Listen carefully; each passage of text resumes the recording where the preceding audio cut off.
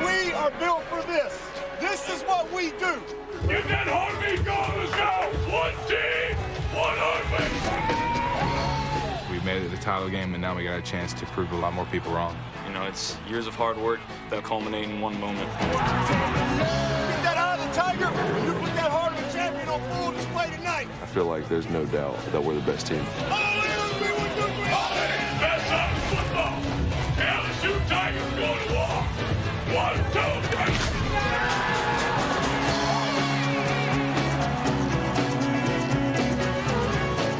Ed Orgeron, Louisiana native from deep in the bayou, Lafourche Parish, living his dream job, and he will have just told his guys to buckle their chin straps, which he calls the greatest sound in college football. Bayou Bengals going to war, 81 miles from their home campus.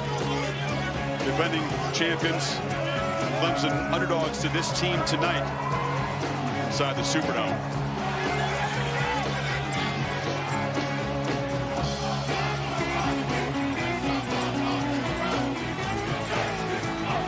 And they harness the energy and the emotion and not be overwhelmed by it.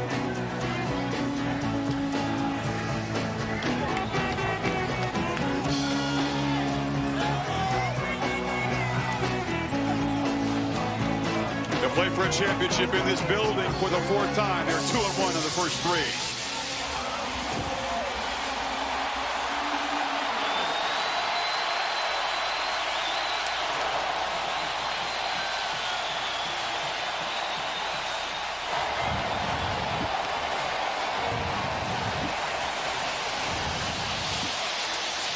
They're so charged up, they knocked over the photographer on the way onto the field. Confident football team. Understatement. Yep. Clemson, a more quiet assurance. Trevor Lawrence, the performance he put together with an upset stomach. The championship game a year ago against Alabama. They love being the underdog. Relish this role, does Dabo Swinney.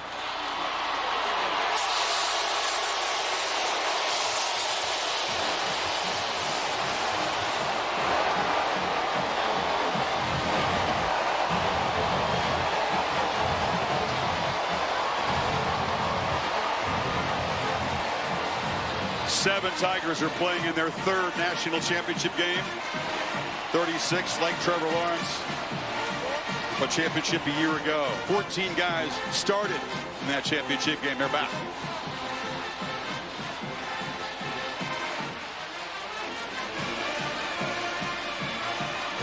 Kirk Dabo Swinney's a Rocky fan. He's talked about Rocky IV. Rocky Balboa trying to beat Ivan Drago in Russia. That's the way he framed the challenge to his team, who didn't know who Ivan Drago was, by the way. He's actually used different Rocky references for different championships in the past, and this one happens to be Rocky IV on the road. Burrow leading the LSU captains out. A Pac-12 crew is in charge of this championship game tonight, as they were 4 years ago. Chris Coit is our referee. Brady Jarrett and Booger McFarland, the honorary captains. Let's go to Coit for the coin toss.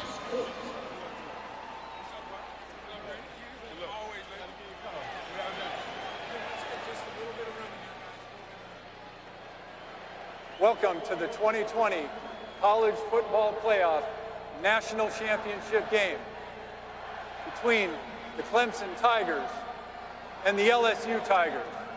Congratulations to both teams for earning the opportunity to compete for the title of national champions. I'm Chris Coit. This is Francisco Villar. We and the remainder of our officiating crew are proud to represent the Pac-12 Conference on the field today. Now, a special occasion requires a special coin. On one side of today's coin is the image of the national championship trophy, and this is heads. On the other side of the coin is the image of the Mercedes-Benz Superdome, and this is tails. Clemson is the designated visiting team. They'll call the toss. Heads or tails? Heads is the call. It is tails. LSU has won the toss. LSU is deferring their choice to the second half. Clemson, you're going to receive. LSU, which way do you want to kick? Okay, go ahead and put your backs to that goal.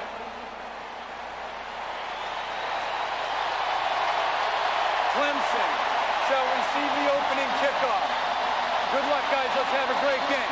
Ed Orgeron wants his defense on the field first to build all this crowd noise and show confidence in that unit against Trevor Lawrence. Maria Taylor with Dabo Sweeney. Maria. Thanks, Chris. Well, Coach, your team's been doubted all season, but you told them they'll have a chance to prove that they are the best. What makes you confident that they'll be able to win this matchup tonight? Well, I mean, we got a good team. I like my guys, so I watch them practice every day. Got a great group of people that love each other. And hoping we got a chance.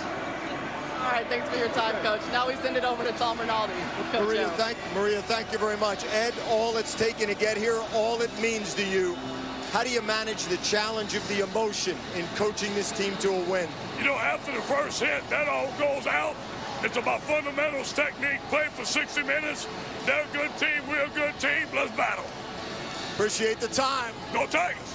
The cut at Orgeron's head came from a punch that he gave himself after a practice to get his guys fired up. He's a unique individual, Kurt. He really is. He has a team that is incredibly fired up against the old veteran Clemson team that's been there and done that. That leadership and experience would tend to give the advantage to the Clemson Tigers, but we'll see about the emotion of LSU here early. Orgeron hoping for an early stop, hoping the crowd will continue to make life tough on Lawrence. They've got the busiest and the best kickoff man in the country. Avery Atkins, a sophomore from Auburn, Alabama, to boot it away. Travis Etienne hoping he'll have a chance against all odds to return this kick. Comes from Jennings, Louisiana, about 100 miles away. Tigers versus the Tigers for the title. Should be a lot of fun.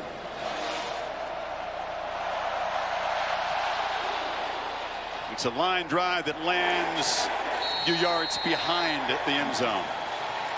So here comes Trevor Lawrence. Sublime performance against the Crimson Tide of the championship game a year ago. Never thrown a pick in a postseason game, but boy, he had to show his toughness.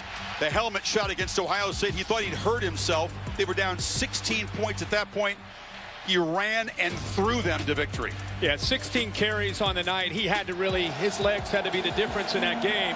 25-0 as a starting quarterback. Pressed a little bit early, trying to live up to the hype. Settled down in the second half of the season. It's only thrown one interception in the last 7 games.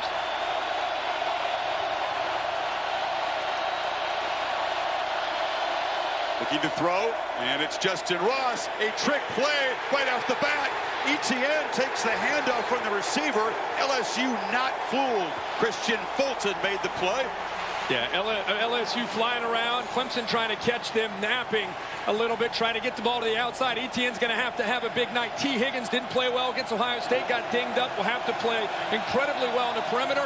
Chason, the best pass rusher, and Stingley, the top freshman corner in the nation. Free play, and it's caught downfield.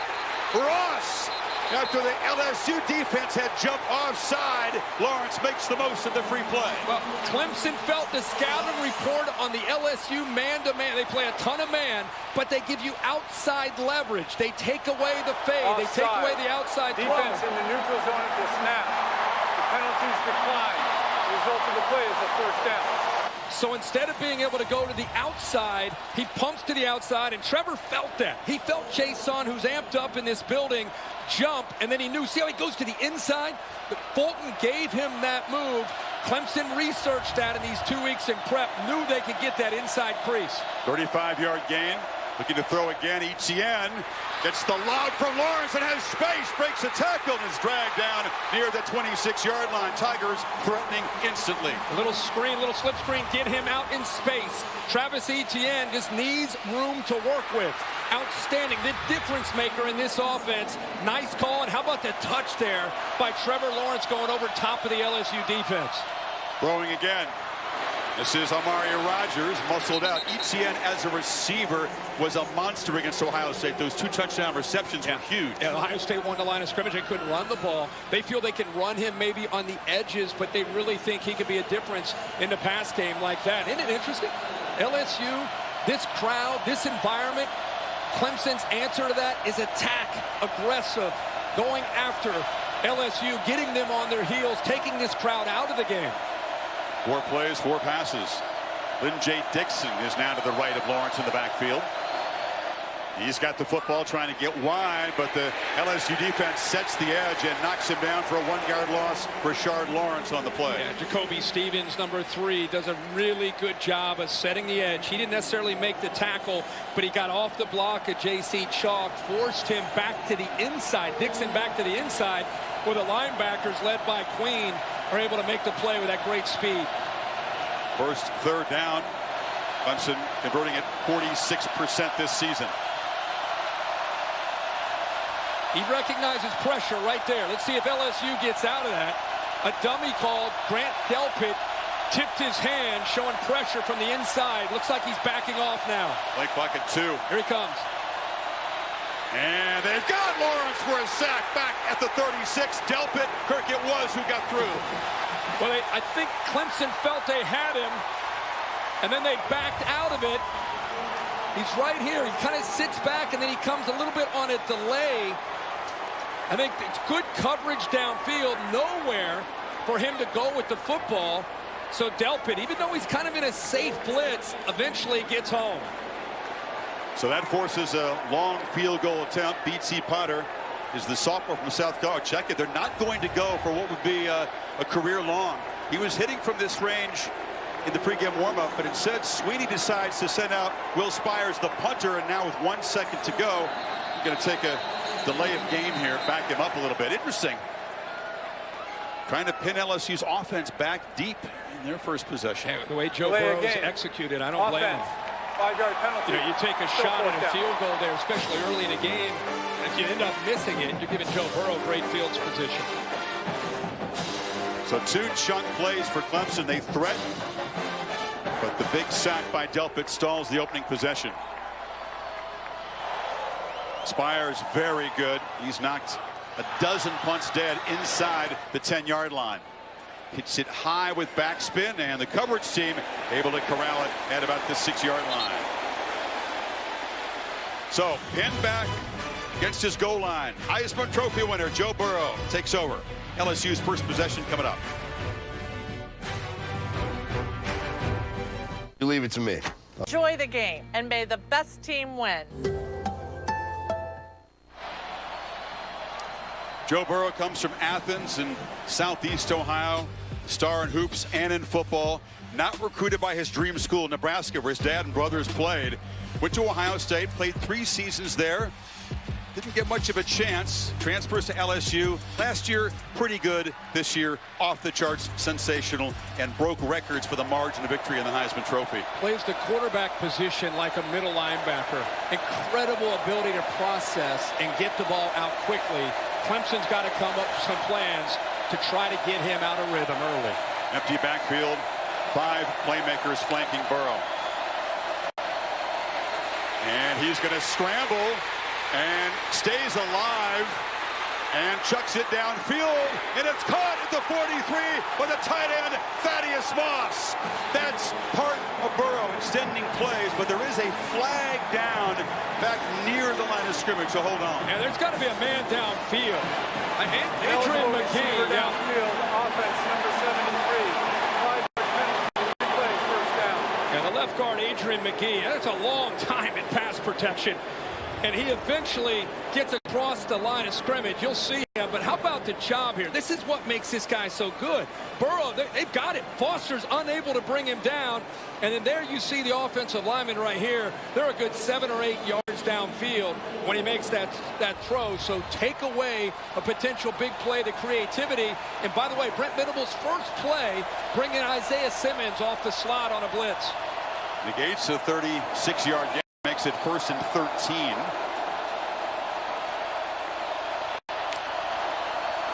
Tigers rush only 3, and short throw is incomplete. That time they were all over Moss with Simmons. Everybody wanted to know what Brent Venables would do with 2 weeks to go. What I just saw is a lot like what Kevin Steele did. 3 down linemen, 1 linebacker, 7 defensive backs, a 3-1-7. He's trying to get more athletic ability, more speed on the field. So Nolan Turner, 24, is out there. 14 is also out there. Denzel Johnson, who's not played a ton of ball, but tonight he's starting against this prolific offense and all these weapons. Mentioned the Auburn game. They gave LSU trouble in the red zone, although the Tigers did gain more than 500 yards against Steele's defense. They fake it to him on the slant, incomplete. So again, tight coverage, and Jamar Chase couldn't come up with it. 3rd and long. That's a great matchup back into the boundary, and the length of A.J. Terrell, all he's heard about for 2 weeks. I love how physical he gets at the line, gets away maybe with a little bit of a grab there, but I love how Brent Venables is challenging these receivers on the outside, trying to, again, disrupt that timing, try to affect 9 with all these talented receivers. Clemson's defense has been a nightmare for opponents on 3rd down, who convert just 31%. Clemson fans are loud right behind Burrow. From the end zone, gets it out quickly, complete, but in heavy traffic, Justin Jefferson is going nowhere. They've scored opening drive touchdowns in 6 consecutive games, punted only once this season, and that was against Auburn. Well, Brent Venables has a reputation of bringing pressure. This time, that's why he gets the ball out so quickly on 3rd down, but instead he rushes 4, has eyes on the quarterback, quick throw by Burrow, and it allows the rest of that Tigers secondary to rally to the football. 29-year-old lefty punter, Zach Von Rosenberg, to boot it away. Amari Rogers comes up and fields it at the 42. Spins free of 1 tackle, but it'll be knocked down right there. But Sweeney playing field position. It works out perfectly as Lawrence will take over in plus territory for the 2nd drive. Yeah, that's exactly why he did it. Confidence that he has in his defense in the first series after this long wait goes to the Clemson Tigers. It's the first time since the Auburn game that LSU's not been able to sustain a drive or put points on the board. But if put that a little bit to the side, the 3-1-7 that Auburn played with is what Clemson puts on the field defensively in that first drive.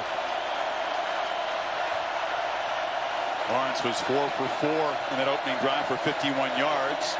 Etienne, his first carry, accelerates, and he'll get about 4. Jacob Phillips, the top tackler on LSU, made the stop.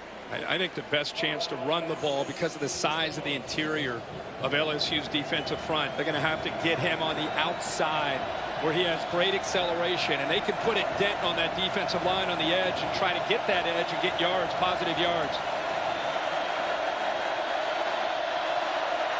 2nd and 5, play action, and a slant incomplete. Tight coverage there against Amari Rogers by Kerry Vincent Jr. Well, he got there early. We're seeing these officials early in this game let him play. Hey, Vincent got there, watch 5, jumped this route to slant, gets there a little quick and a little early with a push in the back. Easily could have been called. 3rd and 5.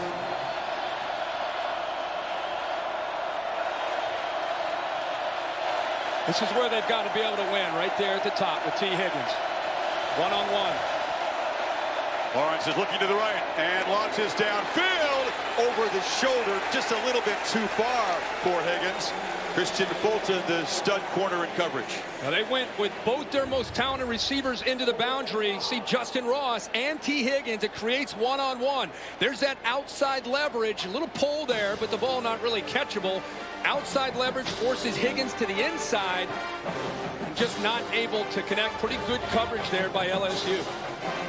So for the 2nd time in 2 possessions, Clemson gets inside the LSU 40, but stalls, and here's Spires trying to do what he did about 4 minutes ago, which has been LSU deep.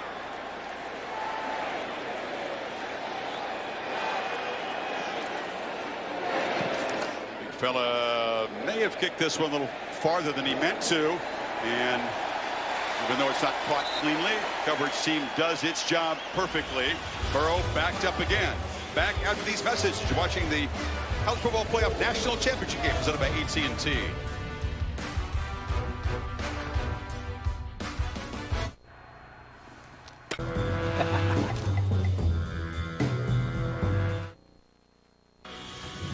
The College Football Playoff National Championship game is presented by AT&T and in part by the Ford F-150, built Ford tough. Allstate, reminding you that football season is mayhem. and the Nachos Party Pack from Taco Bell. Each Clemson championship was won as an underdog in the ultimate game. About 600 miles from here in Clemson, the streets are packed for a watch party.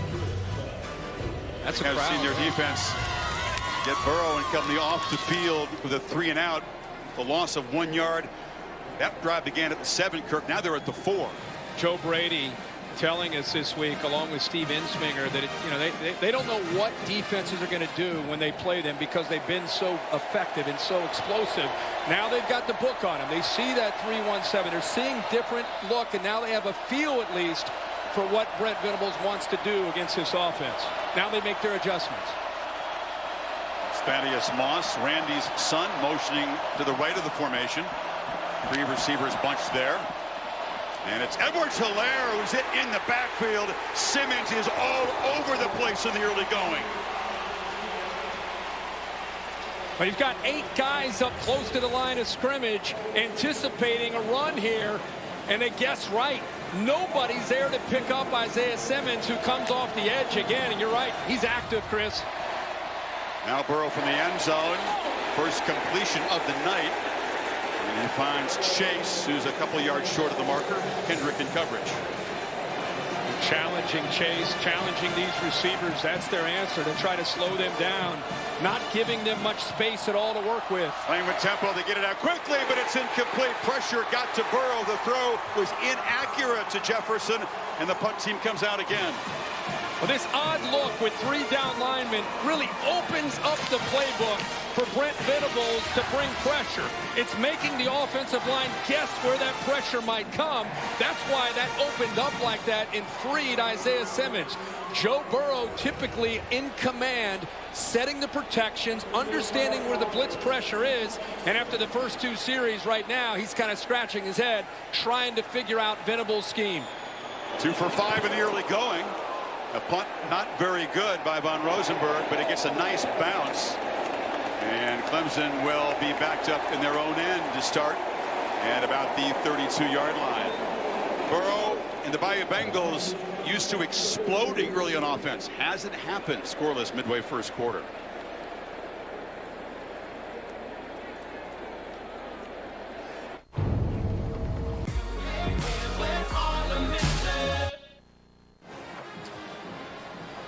This marks the 5th anniversary of the College Football Playoff Foundation's Extra Yard for Teachers initiative. Celebration, CFP Executive Director Bill Hancock and ESPN President Jimmy Pitaro presenting a 6-figure check moments ago to students and teachers from New Orleans Public Schools and the Jefferson Parish Schools, and teachers around the dome asked to stand to be recognized. 3rd possession for Clemson. They've threatened in LSU territory each time but punted. Set up this time at the 33. Not seen him run the ball from the quarterback spot yet. Play action, zips it across. Catch made by Braden Galloway. And the Tigers tight end off and rumbling. A flag comes in on the tackle down to the 10-yard line. And the man who was suspended for an entire season makes his first impact play in ages. Boy, he made a great play there, but I think it's going to come, part of it will come back with it blocked by T. Higgins, a blindside block. Personal foul, illegal blindside block, offense, number 5. 15-yard penalty, still results in a first down. Move the ball back, and they'll spot it about the LSU 40. Yeah, this is way downfield. You see it almost at about the 28-yard line, where he'd already picked up big yards. Gets in front of them, but still, because Queen had no idea he's a defenseless player, you can't make that block. It's one of the new rules in college football to protect these players. But a great call on 1st and 10 to get those linebackers' eyes in the backfield on Etienne and on Trevor Lawrence, and they catch him napping by sneaking Galloway behind him. The game was 42 before the penalty. Pump fake. Lawrence still's got the football, looking to run, makes a cut, and slides down at the 30. They'll mark him just short of the first down. When he is decisive as a runner, I think that's the area that his game has changed the most from last year to this year. He's up to 220 pounds. He's running the ball. It makes those safeties have to really be aware of 16, not just as a passer, but the threat of him to pull it down and run the ball as we saw last week against Ohio State. 16 carries, 107 yards. All of a sudden, you got to pay attention to the Clemson tight ends. Galloway in the slot to the right. Lawrence is looking over the middle, trying to buy time, and delivers a strike. And sliding down is Higgins. A flag down again in the offensive line pit area. Well, where the umpire threw that typically would be a holding call or a hands up in the face. Personal foul. Illegal hands to the face. Defense number 62. Half the distance to the goal. First down. Siaki Ika, the freshman from Salt Lake City, and then he'll move the ball inside the 10. Yeah, he's up against the center, Pollard. Just to the right there, 62. He's trying to do everything he can with his hands. You see that right hand gets up, the follow through. Helmet almost comes off of Pollard. Umpire saw it, made the call. First and goal at the 6. Not only the gain, but then the yards on top of that on the back end. Clemson has been lethal in the red zone this year. Touchdown 75% of the time. In a game like this, every possession down here, you don't want to ever settle for a field goal against Joe Burrow on that offense. They want to score touchdowns. Lawrence motions out. Direct snap to Etienne, who makes a cut, accelerates, reaches toward the goal line, is just short. So a wrinkle. They're just coming out unloading everything right now as play callers with Jeff Scott and Tony Elliott. It's interesting to see how quickly he puts his foot in the ground, accelerates, and then the power to almost extend to that goal line. Second down. Lawrence has still got it. He's got a stand-up touchdown. And the Clemson Tigers draw first blood in the Superdome.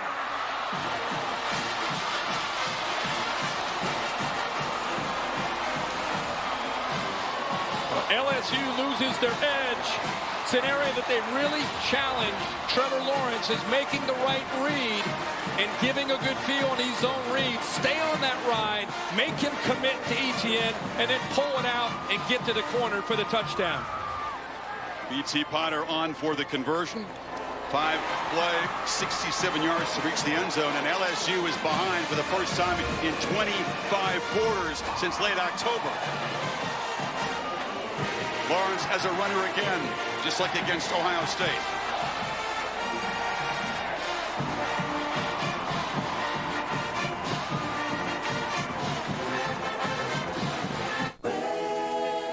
And Cheez-It, official sponsor of the college football playoff. Want more stats? Hey Siri, who has the most passing touchdowns in college football? No, the answer is Joe Burrow, who's 3 away from Colt Brennan's single-season FBS record of 58. It's been easy for Burrow. 8 touchdowns in the first 9 possessions of the semifinal romp over Oklahoma. But just like last year's championship game, Clemson's defense has set the tone early. It was a pick 6 by A.J. Terrell last year, and they have stymied LSU, which gains about 8 yards of play. Kirk, they got 6 yards in the first 6 plays. And they've also been backed up deep in their own area. You know, they're inside their own 5 one time at the 4-yard line, also at the 7s to Steve Insminger on the right, calls the plays. Joe Brady, who's been such a big splash as the passing game coordinator coming over from the New Orleans Saints, has brought more of a NFL scheme to this offense, and it's been dynamic. I mean, you're talking about an offense that scored 49 points a game to lead the country. They've gone through everybody. In these first 2 possessions, they're kind of guessing right now against this 3-1-7 look with the 7 defensive backs. See what they do to counter what Venables has thrown at them early, Kurt. Clemson brings pressure on first down. They pick it up. The throw to Edwards-Helaire, but not much after the catch. Tanner Muse forced them out. Well, we sat down with them. They talked about dime and whether it's 5, 6, 7 defensive backs with what they call penny. They said we want to give Joe full progression reads, meaning give him a chance to get the ball out of his hands quickly, find the matchup that we like best. Look for the slant, now delivers, and it's caught by Terrence Marshall, and LSU's first down out across the 40. And that time he had enough time to eventually find that window. Nice delayed route there where Marshall is able to get underneath. Good protection, good timing that time. One of the first times we've seen LSU with that timing that, again, has been historical in the 2019 season. 15-yard gain off the play action. Burrow is pressured, steps up, cannot escape. He'll be sacked by Justin Foster, who has to step up tonight, Kirk, because Niles Pinckney can't go. That's right. He's on the edge. You wondered the edge tonight. Isaiah Simmons, they've been bringing him quite a bit when they feel that they can get home on passing situations. Here's a 1st and 10. And because Simmons forced him to step up, Foster eventually gets off of his man and gets to Burrow. Pinckney has an ankle, so guys like Darnell Jeffries, Foster will play a bigger role tonight. It is a deep defensive front, though. 2nd and 13. They show pressure. It's picked up. Burrow throws, but again, that's off target. And Burrow looks nothing like he did through the first 14 games so far, does he? Not at all. And as soon as he saw his running back, Clyde Edwards-Helaire, go all the way to the top of the screen, matched up against Isaiah Simmons, that's the matchup that he wants. But first of all, the receiver, the running back here, Edwards-Helaire, doesn't separate from Simmons with that route. And Joe looked very uncomfortable with that delivery. Usually the ball comes out quick. It comes out crisp, tight spiral, accurate. Not the case there. 0 for 2 on 3rd. They need 13 yards here. Tight bunch formation. Play clock at 2. Just get it off. Burrow scrambling, scanning, fires downfield, in and out of the hands of Jamar Chase. Terrell in coverage, and they force another punt. Well, they're giving the feel as if they're bringing pressure here with Skowski. They'll move the freshman around. He actually ends up getting there, Tyler Davis. But he's able to keep this play alive with his athletic ability. Great coverage downfield. They're covering for a long, long time. And now, again, the length of A.J. Terrell at 6'1", 190, able to stretch out and knock that ball away.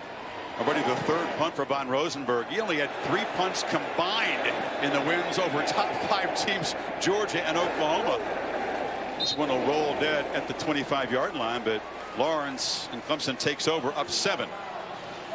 Well, it's coming up Saturday, February 22nd, the biggest heavyweight fight in decades. Deontay Wilder, an Alabama guy, faces the lineal champion Tyson Fury, live from Las Vegas. Undefeated heavy hitter square off for the 2nd time. That was a hard-hitting draw the first time. February 22nd, live on pay-per-view. Not what Coach O expected so far in this first quarter. His defense has been puzzled. His offense has been shut down.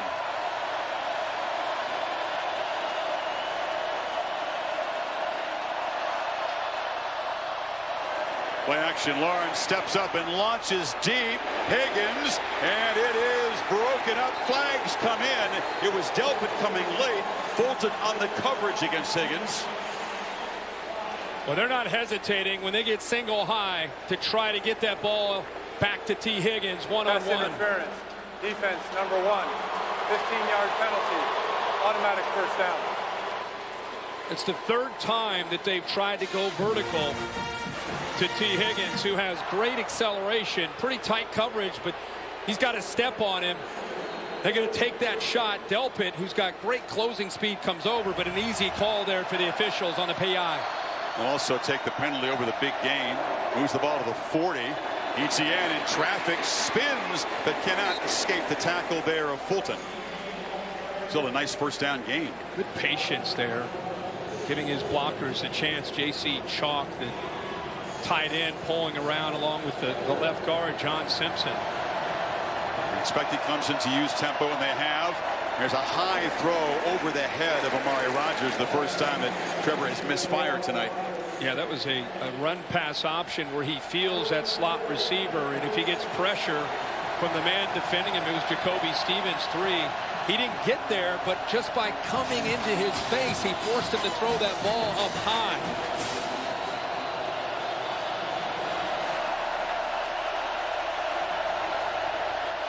Clemson needs 4.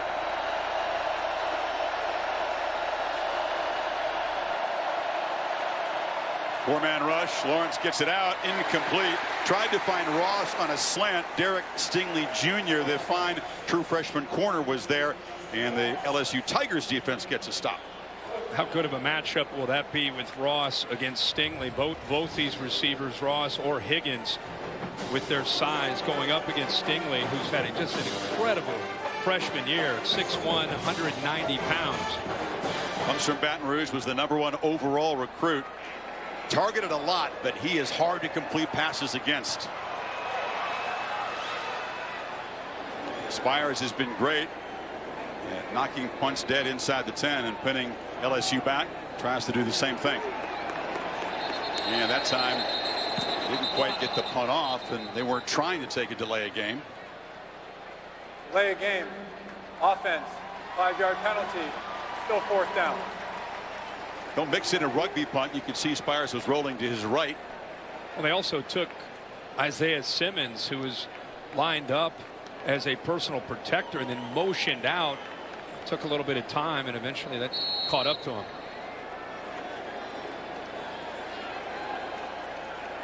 Brief conversation a moment ago between Sweeney and Spires. Third-year punter for Clemson. Nothing tricky. It's a low boot. Stingley on the run. Can he make a man miss? He does make a couple of guys miss. Athletic return as he spins out near the 30-yard line. Well, Taco Bell has brought the best of the regular season to the CFP. Taco Bell Live Más student section, providing free tickets to students from both schools, giving the biggest game back to the biggest fans. Boy, if I'm Joe Burrow, and we've bragged all year about his receivers, his tight end Moss, Hilaire, the running back, how they have such great futures in the NFL. But right now, they're losing the one-on-one battles to that Clemson secondary. And that's the first this year. Late pressure. Burrow gets it out. Moss makes the catch. Not much after the catch as Simmons was all over him. That time he felt that blitz. One of the first times he saw the blitz of K'Von Wallace and Skowski coming from his right, so he knew that he had a void. They just didn't have the numbers there, so at least he's able to get positive yards on 1st and 10.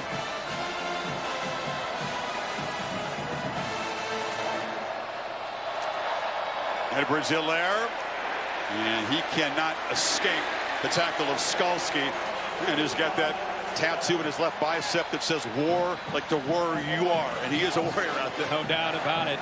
He's had a monster year. They go with that condensed formation, and that gives Clemson a chance defensively to bring 8 guys up close to that box area where Brent Venables has more bodies than they can block, but they're still able to fight for that 1st down.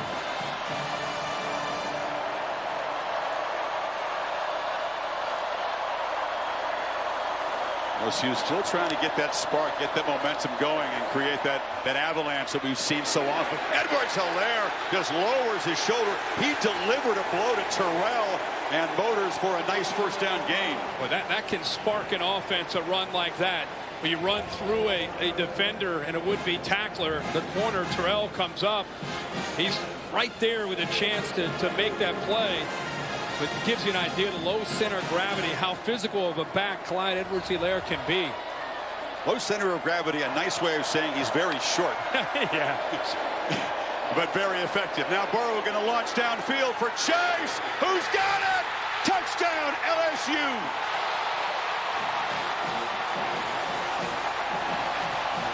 It took a while, but the Bayou Bengals offense says join the party.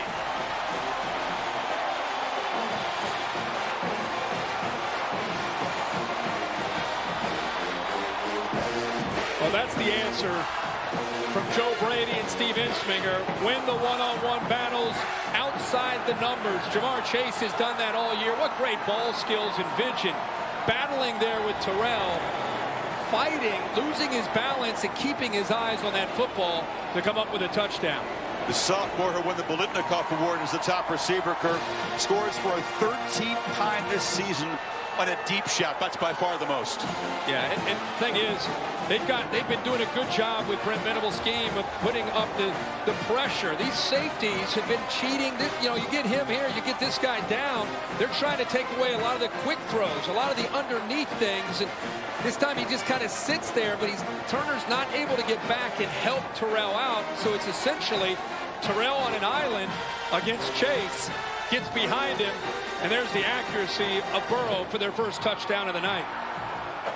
It was good on good in that matchup, and that one goes to the supremely confident sophomore from the supremely confident senior.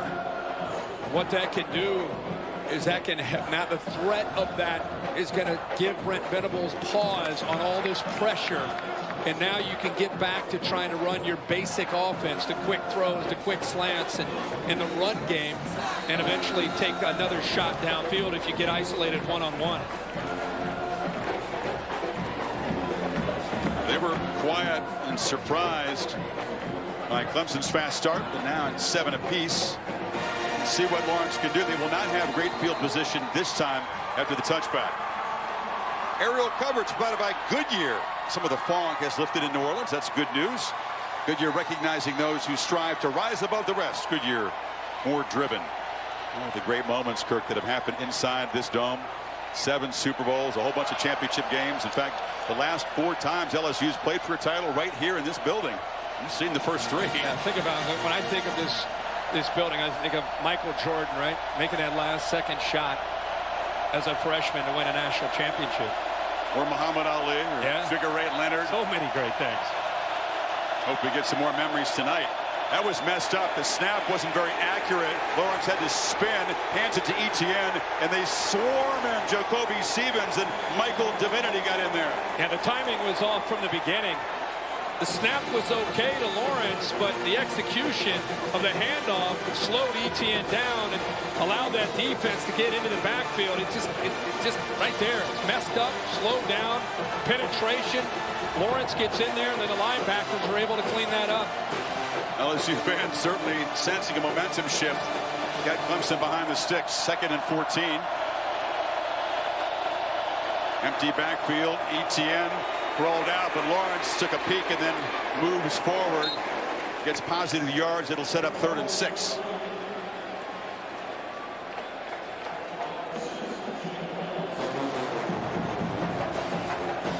'67-yard touchdown run against Ohio State is a play we'll never forget. 9th rushing touchdown of the season for Lawrence earlier in the quarter, which has just a minute 13 remaining now. Neither side has converted on 3rd down yet.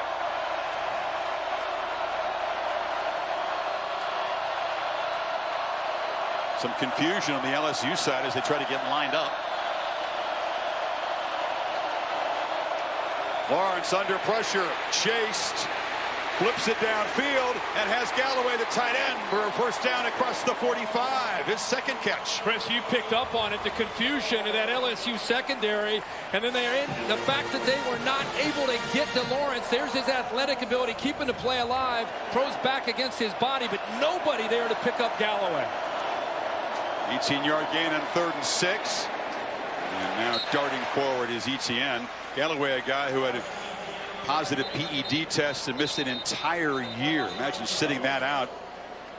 A serious mistake that he maintains was an innocent one. First game since October of 2018. Played last game against the Buckeyes, but didn't do very much at all, and already making an impact in the national championship in his first quarter. It's Jacoby Stevens, the junior safety for LSU, that's down on the field.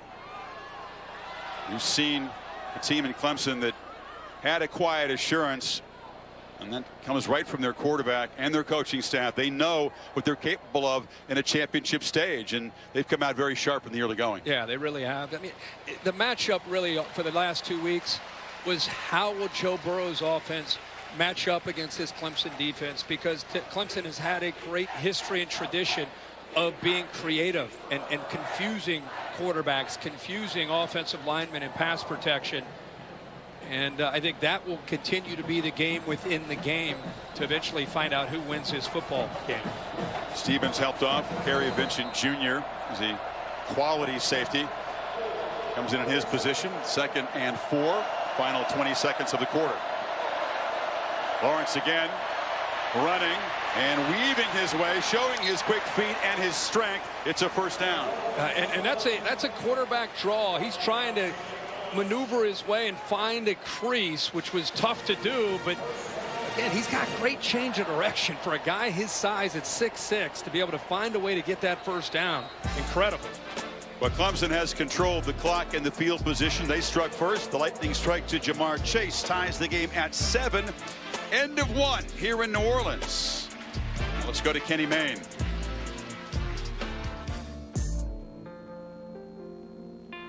One of my special desserts. But I think we're live. Obviously, we are live. 7 apiece. Start the second quarter. College football playoff national championship game presented by AT&T. Clemson trying to add to its impressive trophy case, trying to go back-to-back 15-0 seasons and win that CFP trophy. Not supposed to be able to do that in the playoff era. Remarkable. Trying to win it for the 3rd time in 4 years. It'd be each time against a 14-0 heavyweight from the Southeastern Conference.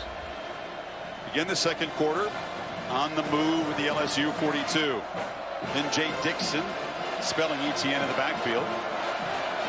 You fake it to Rogers. They pop it to Rogers. It was a pop pass, cleverly done. He gets some speed, gets the corner for about 6. They're going to continue to challenge those edges of the LSU defense. You know, if they're going to try to get pressure, think about just the pass rush. That's a good way to keep them honest, to make them have to respect that aspect, whether you run ETN or you use a jet sweep, in that case with Rogers. 2nd and 5. Lawrence has got it, rolls out, delivers a long throw over the head of Justin Ross. You see the arm strength, but it wasn't accurate. Yeah, it gives him that zone read feel and look for the defense, trying to bait them up, trying to get those linebackers and defensive backs to come up and try to get a one-on-one matchup he can win. And because Stingley was in great position, he tried to go back shoulder to get the ball to Ross where he can maybe have a chance, but obviously the ball sails on him. Good coverage there by the Tigers, by the LSU Tigers. You got to clarify today. I know. 3rd and 5. It's Rogers motioning across. Dixon is the back, and Lawrence is pressured. Flips the ball to Dixon at the last minute. Dangerous play, but it worked out. Caught, but 3 yards short of the marker at the 35. Caleb Chason has had a great last 2 or 3 games. Relentless effort. He actually went to the ground, got back up, and still got this pass rush on Lawrence before he's able to get it out just before his knee touches and get it out to Dixon. But boy, Chason is right now a factor coming off the offense's left side against Carmen. Field goal team is on the field. BT Potter to try this from 52, which would be a career long. He's hit from 51 twice. LSU's field goal team ran on very late. The kick is away, and it is good from distance. As the sophomore delivers a new career long, a 9-play, 40-yard drive, and Clemson back on top. He drove it low and had just enough. Hasn't been a great season for the young kicker, but he delivers on a big stage. 10-7, Tigers in orange.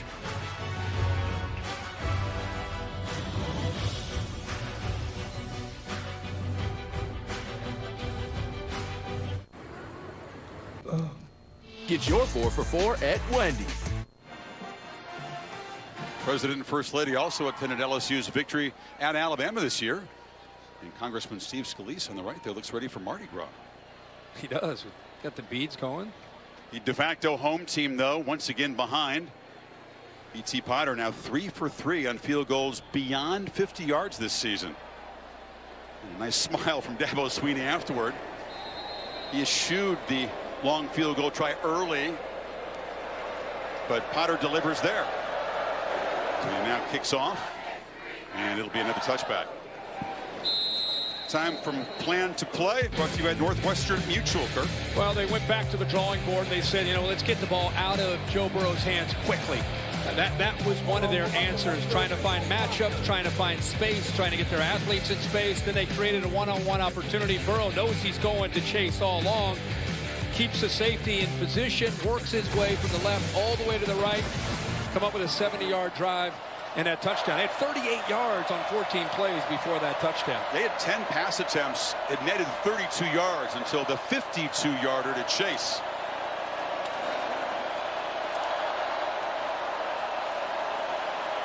Got to hurry. Here comes pressure. Burrow scans and takes off. And he's in the clear and now slides down.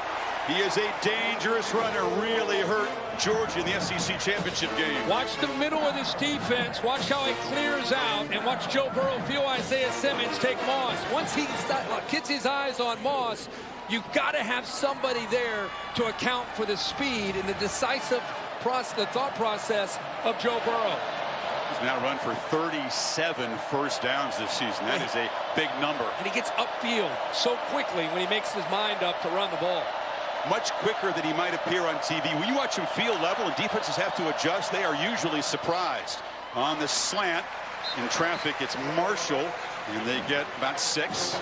That's LSU this year. You're going to bring pressure with Isaiah Simmons. They're going to get the ball out fast and find one of those quick slants underneath, whether it's the 2 who's had a quiet night, Justin Jefferson, or the Terrace Marshall who comes up with that big catch there on 1st and 10.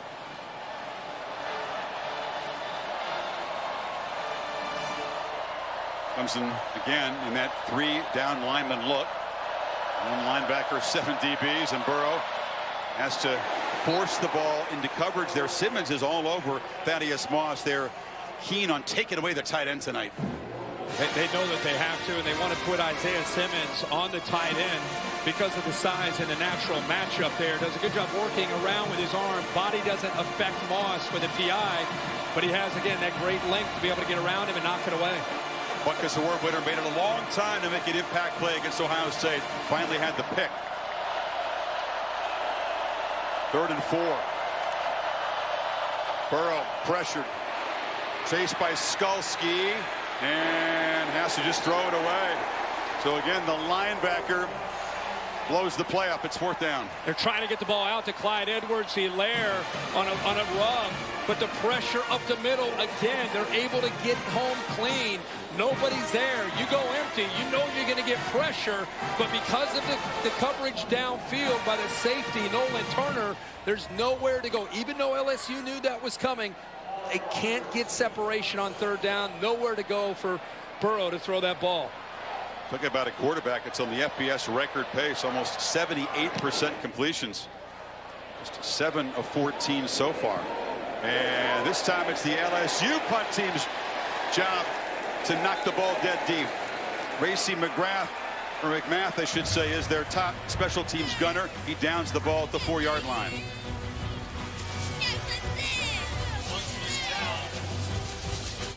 Gatorade Zero. The 5 for 4 deal. Your way, way better.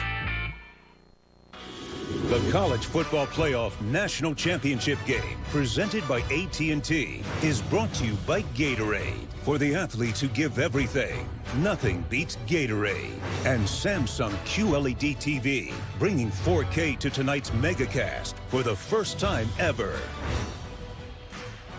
LSU winning championships on home soil, a familiar theme. Odell Beckham Jr. and the Honey Badger. Lots of legends on both sides here. LSU once beat Clemson in a Sugar Bowl in a perfect season. A 7-zip thriller. That's right. Patrick Peterson. For a halfback pass. Coming up at halftime, CFP 150 celebrated by the 11 greatest players in the history of the sport will be saluted. That'll be a lot of fun. We saw LSU in that first quarter penned inside their own 10 a couple of times, unable to be very effective, get any traction. Let's see how Trevor Lawrence handles it. Kobe Stevens, the safety, is back in the game. Lawrence on play action from the end zone, fires a long throw. Ross makes the catch. He'll be wrestled down to the 28 by Fulton, but a first down. Boy, just a great route by Justin Ross. They're going after Fulton. Inside move to the post, comes to the outside. Fulton never had a chance. Great eyes, great patience that time by Ross. Really sold that inside move to make Fulton bite on it before he cut back outside. He's been tough to beat this year. He's got a first-round NFL draft grade, does Fulton. 24-yard gain. And a handoff to Etienne, who bounces it. And scoots and still going. Etienne tight-roping into LSU territory. Delpit finally forced him out. You know, as good as Chason is as a pass rusher, he loses the edge, and his eyes are looking towards the quarterback, Lawrence. He's looking for a pass because Lawrence fakes the throw, and ETN went right by him. Got 29. He's got it again. ETN would love to match the feat of his little brother Trevor, who scored a touchdown in this building. They lost the 3A state championship game, but Travis has never scored a touchdown in the Dome. Well, he's on his way. It looks like they're having a big night. They are having a hard time setting that edge, and just like that, Clemson inside their own 5, and now plus territory at the 36 of LSU. Big chunks of yardage. Linday Dixon on a reverse. It's Higgins. Lawrence throws a block.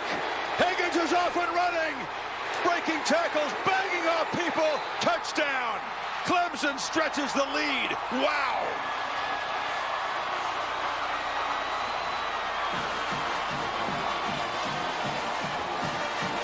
.36 yards. The trickery. You get an aggressive defense. You counter that with the reverse. Look at Carmen leading the way. Look at Justin Ross, 8, with an outstanding block on the freshman Stingley. And then T. Higgins showing some toughness, lowers his shoulder and goes over the other corner, Fulton, to work his way into the end zone. Some physicality from the long, lanky wide receiver at 6'4", 215. AT&T pylon cam shows you the touchdown. He kept his feet in bounds. And, hey, Kirk, Clemson backed up. They don't care. Gets to Ohio State. 94 and 99-yard touchdown drives. This one, 96 yards in 4 plays. Just like that game-winning drive was out in the desert. Shows the confidence they have in their quarterback with their play calling when they get pinned back like that. Already 263 total yards. LSU just 117, about half that on the one big play. Yeah, again, LSU is trying to, they've had a hard time being able to stop the edge. And so they're going to fly. Watch this defense fly to stop the potential run.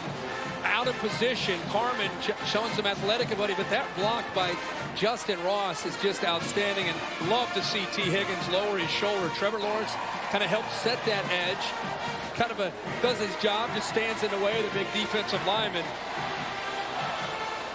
Well, Kirk, we wonder what would happen if this front-running LSU team, this offense that's been unstoppable, meets their match against a talented defense and falls behind. Dabo Sweeney's team is up by 10, and we're about to find out right now. I wish he'd start having some fun down there as a coach. For those in orange, that was a fun play. Trickery, a bunch of guys doing their jobs, and Higgins finishing it with a physical move inside the 5-yard line. And right away, you saw Dabo go down and work the defense, trying to get them to respond to that drive and touchdown, put Clemson up. LSU has not been behind by double digits all season long. Another reminder, Saturday night, UFC 246 in Vegas. Conor McGregor, long-awaited return to the octagon against the Cowboy. Donald Cerrone holds the UFC record for most wins. Prelims at 8 on ESPN, main event at 10 Eastern. Go to ESPNplus.com/PPV. See Dabo congratulating Justin Ross, not T. Higgins, just for the block. Burrow on the slant. Chase has got it, and first down out across the 40. How do you defend slants like that consistently all night? You can't, because what he's looking at is the linebackers coming up to stop the run, so it gives him a passing lane on the run-pass option. Usually, you don't see a quarterback work to the backside. You've got to have inside leverage to take away those quick throws. That's just great execution, though. It's tough to stop. Justin Jefferson, we're used to seeing you catch those slants. Just one catch so far for -1 yard. Clemson brings the pressure. It's picked up, and now Burrow is launching downfield, and it's Chase again who's got the catch, and again fighting inside the 5. Terrell was beaten again. He did save the touchdown. So if you're going to pressure Joe Burrow, it's just going to come down to, do you get to him or not? Because if you're going to leave Jamar Chase and Justin Jefferson one-on-one, they're going to continue to go downfield because of the confidence that they have that they will win that one-on-one matchup. Edwards-Helaire on 1st and goal is stopped by Nolan Turner, the safety who invaded the backfield. So plays of 52 and 56 yards already to Chase. That's another one of their answers to this pressure is, hey, if we get one-on-one, let's get downfield and make a throw. Boy, Dabo Swinney, a full sprint. That was like a 40-yard sprint to try to get that timeout. The headset went flying. He saw something he didn't like down there as LSU went empty. Dabo's still guy. You wonder if he's pulling a hamstring, but he does sprint out. He gets good and warmed up. He does. He sprints onto the field full sprint. Maybe it's for those kind of opportunities. That was good 30 yards. Well, they were celebrating seconds ago, but you can see why, even though LSU's not used to being behind, no lead is safe. They dangerously have moved inside the 5-yard line. You know what's great about this game is the confidence that both coaches have in their quarterback, and that they feel that we're going to continue to fight. We're going to continue to be aggressive. We're not going to get conservative. We're not going to think, oh boy, they've got us off track. Let's pull back a bit. No. Keep going full steam ahead. Keep believing in Joe Burrow. Keep believing in Trevor Lawrence, and make this defense, even with this system that's gotten us a bit off track, make them have to respond to us. This is great versus great. LSU is so tough to stop with their pass game inside the 10, but Clemson's been the ultimate red zone defense this year. It's what won him the game against Ohio State. Edwards-Helaire goes in motion. Burrow is flushed and chased and has to throw it away. Once again, it was Skalski trying to run the quarterback down. They're having a lot of success bringing these blitzes up the middle. Skalski's going to split right up the middle between the guard and the tackle. Nobody there. You can see a late reaction, just being confused. You're moving your protection one way, and they bring more pressure the other. It's a pre-snap to post-snap look that is affecting the offensive line in the pass protection. Great use of the timeout at this point as they slowed LSU's momentum. And now it's 3rd and goal. Now they're really spreading them out, trying to create space and see who can win a one-on-one battle. One of those crucial plays early. And Dabo Swinney says games like this, it's just 4 or 5 plays that are going to decide the outcome, but you never know when they're going to happen. They happened in the 2nd quarter of the semifinal. LSU takes a timeout before the 3rd and goal.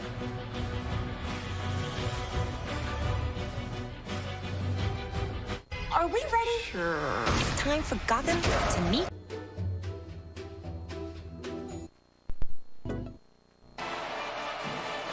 Joe Burrow told us he thought it would be, quote, a fun chess match tonight against Venables and that Clemson defense. Hasn't been as much fun as he thought, Kirk, but now after each side has taken a timeout, 3rd and goal from the 4. And now you're Joe Brady upstairs with Steve Ensminger.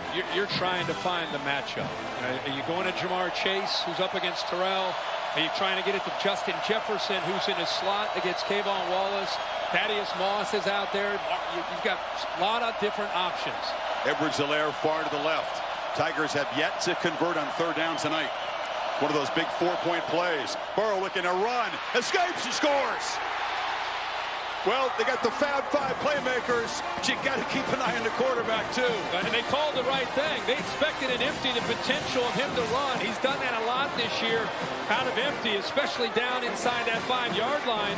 They brought the blitz, Isaiah Simmons and Skalski, but it's picked up by LSU's offensive line, and it opened up there for an easy touchdown for Burrow. We said chess match. That one goes to Brady and Burrow. Cade York, freshman kicker, who has missed 4 PATs on the season, even though he converts long field goals, cuts the lead to 3 again. Here's the touch, or the nice long run by Chase. He gets to the outside from that slot position. They've been moving him around a bit on that right side. Again, that's the matchup.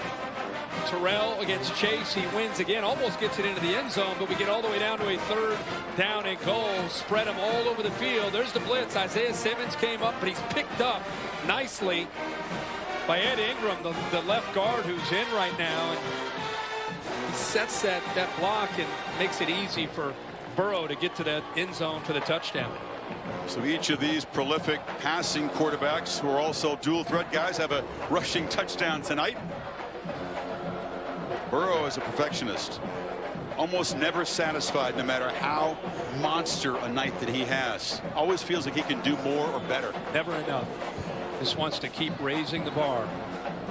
He's being challenged tonight. He knows it. He knew that coming in, that there was a good chance for this scheme from Clemson to give his offense fits, but they're adjusting well, and they put themselves within 3 points.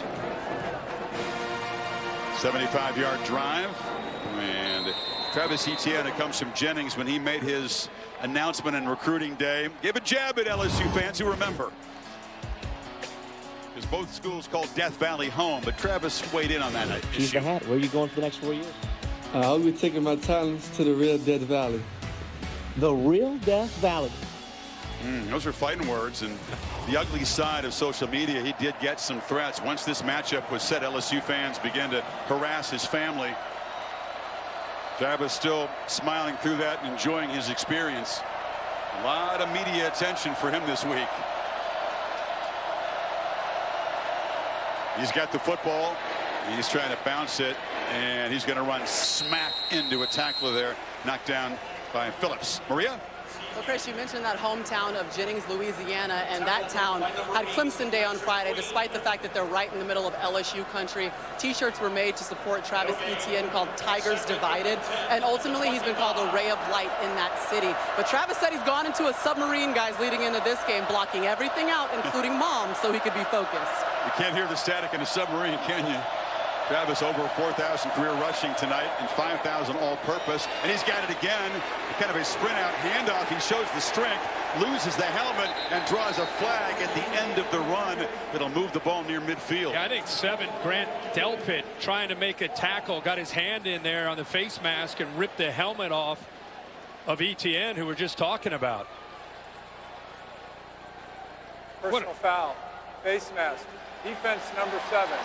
15-yard penalty, automatic first down. Delpit, who struggled at times with injuries this year, won the Thorpe Award. He's had a tough night so far, Kurt. He has, and even without the penalty, look at the physicality. I mean, this kid runs hard, leads the nation in yards after contact per carry, and then you get the face mask on the back end of that to add the more 15 yards. Have the back of the helmet and ripped it off.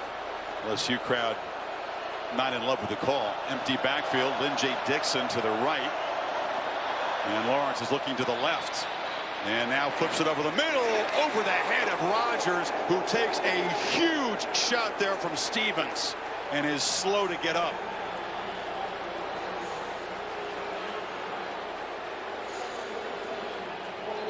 He took a shot right in the back. Stevens, who's sitting back there playing his deep safety spot. You know, that's just a big hit right there in the backside of Amari Rodgers. Ball just sailed on Trevor Lawrence. He had him open. Hit him with his shoulder. You can see the whiplash effect on Rodgers. Bill LaMagne is our rules expert in the booth. In his opinion, that's an okay, clean hit. The hit was fine. The timing was fine. He did not go in to the head neck area. Didn't use the crown of his helmet. It's a clean hit. Stevens is a guy that's no stranger to penalties. He's the most penalized guy on LSU's defense, but that's kind of a dream play for a safety. Oh yeah. See a receiver laid out and you get a chance to hammer him. Especially if you hit him clean. Mario up and running off the field. Stevens, when you talked to Dave Aranda, the defensive coordinator from LSU, he said, you know, he really helped set the tone emotionally for this defense. Veteran who bounces around and plays a lot of different positions. And this has been a fun one, hasn't it? Clemson's been very sharp. Defense controlled LSU early, but a couple of touchdowns. And now Lawrence and the Tigers right back to work in LSU territory. Dabo Sweeney way it out on the field. Has to be ushered back to the sidelines. I don't know if Etienne is going to motion back into the backfield, but they have him lined up. Lawrence fires to Etienne in heavy traffic. LSU all over that. K'Lavon Chaisson, mostly a pass rusher, but dropped into coverage that time. Yeah, I think the entire defense, when they saw 9 out wide, it's an unusual look. I think it was an indicator that ball is going to come out. Good chance it's going to go to Etienne. Did a good job of leveraging the football, forcing him back inside. It's for Dave Aranda. We talk so much about Venables. Aranda can really crank up the pressure himself and has a great pass rusher in Chaisson, who's right there. 3rd and 9. Quick off the edge, but Lawrence rolls away from the pressure, delivers an inaccurate throw to Higgins, and it's 4th down. pressure. Divinity's back in the lineup. He gets off quick. No call as far as being a little early. He just had great quickness. He's got the time to make that throw, and I think he felt maybe a little bit hurried because on the blind side, he felt that blitz was coming.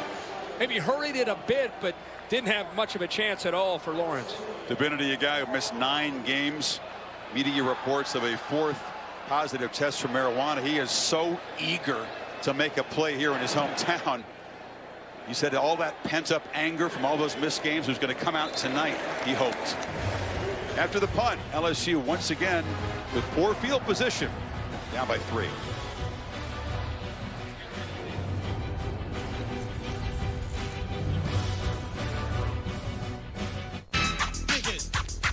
No snacky. Gotta sing it right, man. Rated R. Hope for some mayhem to cap the season. Curtis Wilson and the All-State buses here in New Orleans. What have you selected as tonight's mayhem moments? Well, you go back and look at that semifinal game where Ohio State was up 16, and I think the fact that Lawrence gets knocked out of the game and then comes back in the way he came back to be able to lead Clemson to that win, 16 carries, 107 yards. I think that was definitely a mayhem moment. Showed a different side of his athletic ability that night and toughness as well.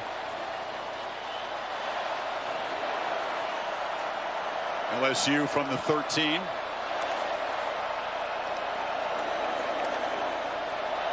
Once again, Clemson crowding the line. Burrow trying to figure out where the pressure is coming from. It's picked up, and he fires across the middle. It was over the head of Jefferson. They struggled to involve the star receiver so far tonight. Yeah, they typically with Jefferson like to work the bender over the cross the middle. Bring a lot of receivers typically in front of that coverage. This time they didn't, but he's still able to get it over the outstretched arm of Tanner Muse, who in this 3-1-7 is almost playing a linebacker a lot of times tonight. They have him up closer to the line of scrimmage. Jefferson, the guy that has 102 catches this year, has not made an impact yet so far.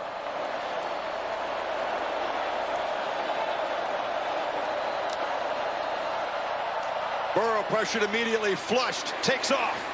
Chased by Simmons, but he angles for a first down, and there you see the speed of the quarterback. Absolutely, and not only the speed, but the recognition. Where's Isaiah Simmons? Where is he? Where is he? He clears out. He's worried about those underneath throws, those quick slants, so you can't cover the quick slant and also account for the quarterback. So if you stay there with Burrow, he'll make the throw. If you take the pass away, he's going to run it.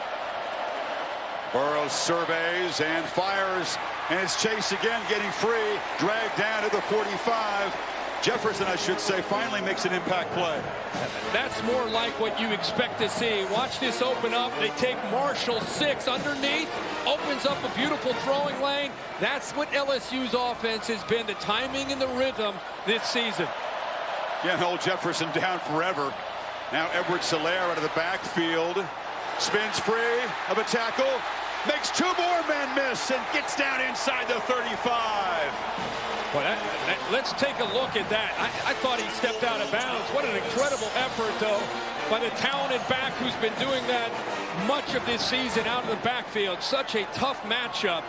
He's inbounds. Oh, did his hand maybe touch out of bounds? Nope. They run the play, and now it's Jefferson out of the flat. Stop and go. Lowers the shoulder. Hammers down inside the 15, and the Tigers' offense is rolling now. Yeah, they sure are. They're getting the ball out quickly. Joe Brady and Steve Ensminger, their adjustment is to be attacking, getting the ball out quickly, and getting their receivers to win these one-on-one battles.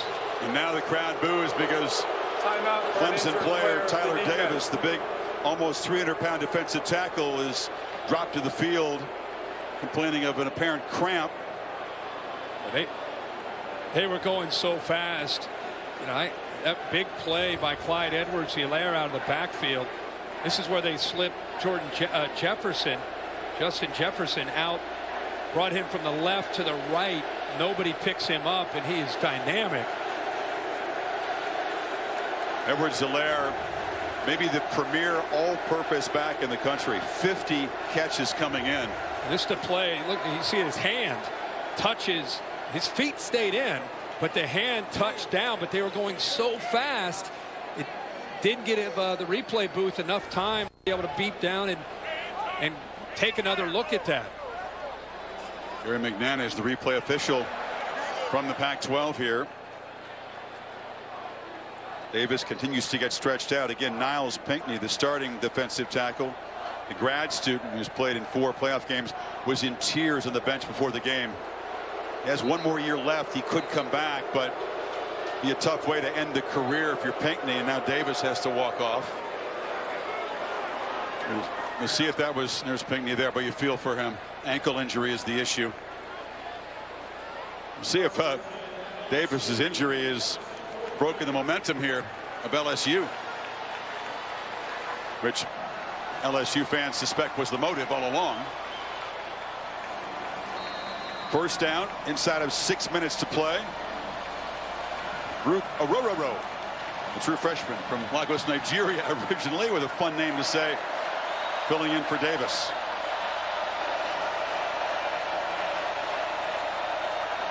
Plenty of time for this pre-snap chess match. Burrow not the only one looking over. Receivers look over. Edwards-Helaire looks over. Everybody on the same page. Burrow from the pocket launches to the end zone. Caught! Touchdown Chase! And LSU takes its first lead tonight.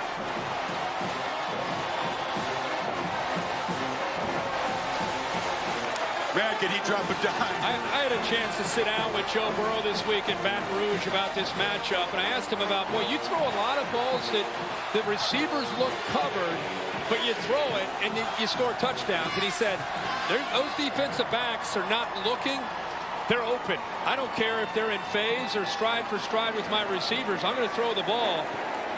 It's exactly what he does here with Jamar Chase. He trusts his receiver to make the play. Matched up against Terrell. It's good against good right here. Watch him hesitate and then work towards the fade. The timing of this. Wait, almost as if he's going to block.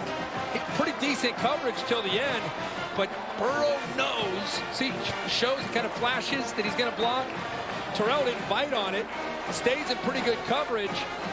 But this is that timing between Joe Burrow and these wide receivers we've seen all year. Chase has caught his 19th and 20th touchdown receptions tonight. Took it 87 yards in 6 plays, barely 2 minutes, aided by the fact that Edwards-Helaire touched his hand out of bounds, but they didn't buzz down in time. That's right. How about Chase tonight? As he said, 5 catches, 147 yards, 2 touchdowns. He was confident, and he's backing it up. Sure is. We're not even to halftime. He's got 147 yards. And he's been going up against the best corner from Clemson and A.J. Terrell and winning that matchup. His teammate Jefferson set the CFP single game record against Oklahoma with 227 receiving yards on 14 catches. Chase could chase that record down tonight if this keeps up. Now this season, for every field goal and extra point made by the 2 schools, All-State makes a contribution to the General Scholarship Fund. Thank you, All-State. Tonight, Kurt, Trevor Lawrence, and Clemson takes over behind for the first time tonight. And the noise is back at the Dome. These folks have spent the entire game on their feet. Wide snap. Corralled by Lawrence, who fires, and a hands catch made beautifully by T. Higgins. Those long arms. Wow. In front of Fulton. That was impressive. You know, T. Higgins had a rough night against Ohio State. Really, all the Clemson wide receivers had a rough night, and it's all hands. Nice catch there by T. Higgins, even as he comes down to the ground. They were challenged all year. They're going to take a peek at this. Take a peek, I guess, when he came to the surface. They're going to see if there was the ball moved when he came down with it. Mentioned Higgins knocked out in the first quarter. It was a concern over a concussion. They examined him at halftime, and he came back in the third quarter against Ohio State, made 4 catches. Ooh, what is the first part to touchdown there? Looks like that foot was on the white. See the left foot, if it gets down. Right. Yeah, boy, I thought the left foot never got down. He looked like he was going to be able to get it down. I thought the left foot would get down right there, and it never quite touched. You have to credit Fulton, though. His physical play forced the receiver out. Sure did. I just assumed the left foot came down, especially we're watching it live. How about that toe? It somehow never touches the ground.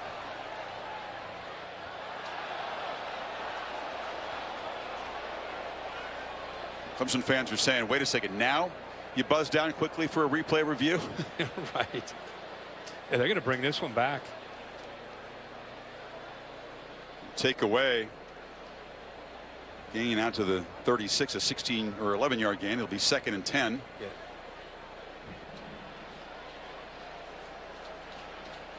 Gary McNana has the final say, but there are two folks in the command center for the Pac-12 back in the Bay Area also weighing in on these replay reviews tonight. LSU fans are convinced that that replay is definitive. Clemson receivers admitting to us that the Ohio State corners, Damon Arnett and Jeffrey Okudah, both did a good job of jamming them at the line of scrimmage. They didn't have a great game, and they've been challenged these last couple of weeks to try to step up in this game. Well, they've already spotted the ball back at the 25-yard line. We haven't got an official verdict from Chris Coit, but here's a clue. It's a 2nd down and 10 play. They're looking at two things. Did he maintain possession, and did he get a foot down? Which foot touchdown first? Yeah. It seems like everybody's dialed in on what's going on. Even the Clemson offense is already kind of moving forward as if it's 2nd and 10. They see where the ball has been placed. After review, the pass is incomplete. The receiver didn't maintain control going to the ground. It'll be 2nd down. Please reset the game clock to 5 minutes, 14 seconds. 5:14. We also don't think he got a foot inbounds. Thank you. Kurt, we talked about this battle on both sides between the talented receivers and the talented defensive backs. It's been interesting to watch so far. It really has. Like I said, I mean, they've been challenged to try to step up. LSU plays a lot of man-to-man, very similar to the way Ohio State challenged them and had success, and they were determined to be able to get off a press and win. Shovel pass inside to Etienne, who navigates through traffic. Can't quite bust that tackle for a bigger gain. Stingley got him to the ground along with Delpit, but it's a 1st down. And Trevor Lawrence, nice patience, drawing Jacoby Stevens to him to be able to then flip it underneath to get Etienne the ball and then have a chance to follow the guard, John Simpson, around. He kind of hid behind him and then accelerated for that 1st down. Things happen fast when number 9 has the football in his hands. They fake it to him. Lawrence wanted a downfield shot, takes a hit, and launches an overthrow. That time Fulton was in coverage right there. No chance for Ross to make a play, and Rashard Lawrence hit the quarterback. Yeah, Lawrence got in. He got off of the block of Simpson, and I really think that Lawrence feels that, and that's what forced him to get rid of that ball, not be able to really follow through, and it affected the accuracy of that throw. Lawrence hit on Lawrence, and now there's a man down deep in the LSU secondary, and it is Delpit who's down on one knee. You talk about the intensity of this game. Emotions can also have a physical effect. You see players cramp up. Man, this has been a very high energy back and forth 1st half. Everything you kind of would hope for. I mean, there's some challenging aspects of it early. Answers by LSU as the brain trust kind of figured out with Venables and how he's attacking and how to create some one-on-one matchups for Jamar Chase. How about Clemson? They got backed up inside their own 5. They responded, put a touchdown. It's kind of the game that we had hoped to see. You hope it lasts like this all the way for 4 quarters where it's so competitive. We wondered how would LSU respond down by double digits for the 1st time this season. They responded with a couple of touchdowns, and the offense on solid footing. Nothing's easy for Burrow tonight so far. No. But he's responded. Chase has been the big weapon. Sure has. And you wonder what Brent Venables will do as an answer. Is he going to bracket Jamar Chase, which would then open it up for Jefferson, or it could open up for other. That's what makes LSU so good on offense, is if you try to take one guy away, they're going to find the other potential matchup that's a mismatch or an advantage to them. We're replacing the Thorpe Award winner is a true freshman, Mo Hampton from Memphis, number 14 in at safety, playing deep center field. 2nd and 10. Delayed handoff, and Etienne going nowhere. Glenn Logan, the big defensive end, grabbed him for a loss. What a great play by Glenn Logan right here. Works around the right guard, Cervinka. Look at that swim move, great hands. Keep in mind the size, 315 pounds, junior. Most consistent, the leader, really one of the great leaders of that defensive line. Not known for quickness in the interior of that defense, but there, Logan really showed it. They take the big bodies out. The 360-pounder Shelvin goes to the sidelines. You got just one true defensive lineman in there, along with the pass rusher, Chason. On third down, Lawrence rolls away from pressure, and it's incomplete. A high throw intended for Higgins, very well defended by Vincent Jr. And that was a high throw, but a catchable ball that Higgins can make. I mean, this is a long throw.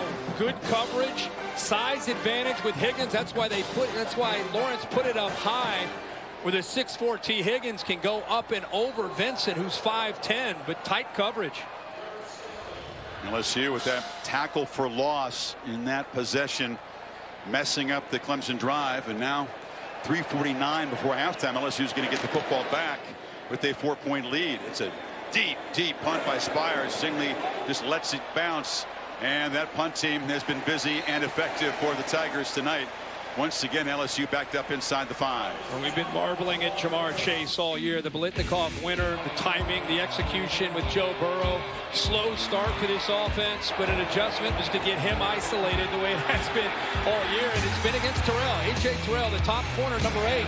He's got great length, great athletic ability, but the last few series unable to stay up with number 1 from LSU.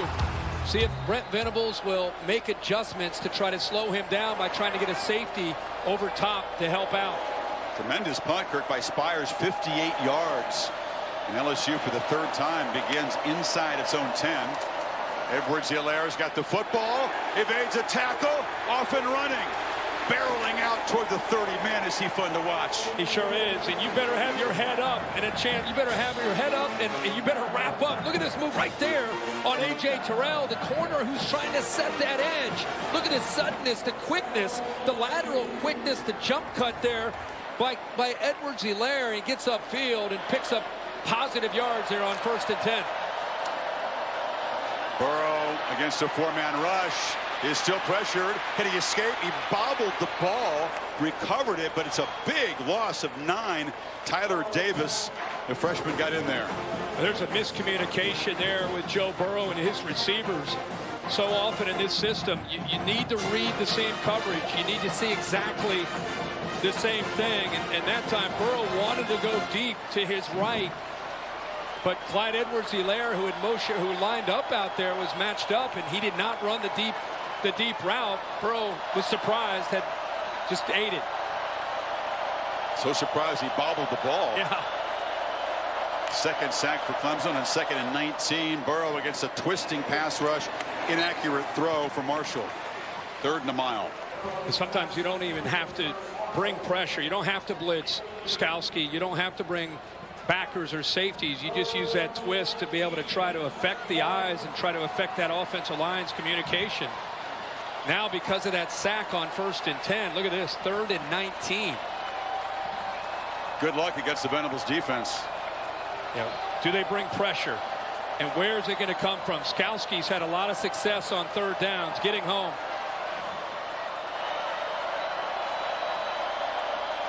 Here he is on the left edge, number 47. Oh, there were 11 Clemson Tiger defenders close to the line on 3rd and 19, so they call a timeout.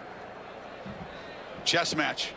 And then eight guys within the box, all capable of blitzing. And you're looking at Joe Burrow, and he's looking at that defense, and he's trying to set that protection. And it's a little bit of a guessing game on trying to figure out where that pressure might come from. And then again, they could show it and then just bail and get out of it.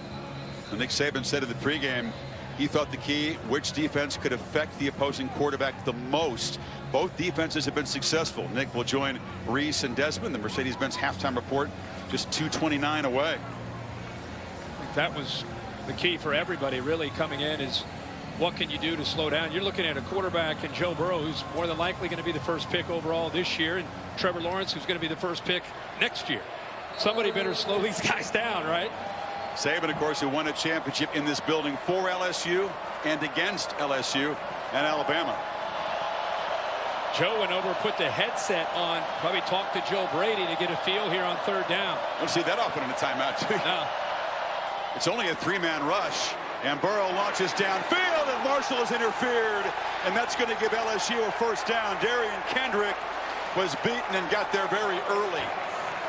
Remember we talked about how they're going to show potentially pressure, and then they can come out of it.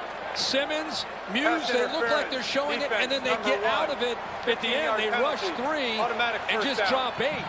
He's got 8 guys in coverage. Burrow still challenges them with a ball that's underthrown, and that's really what forced Kendrick to run into Marshall. Man, Kirk, there are a few things that sting a defense more than a pass interference penalty on 3rd and 19. On an underthrown ball with 8 in coverage.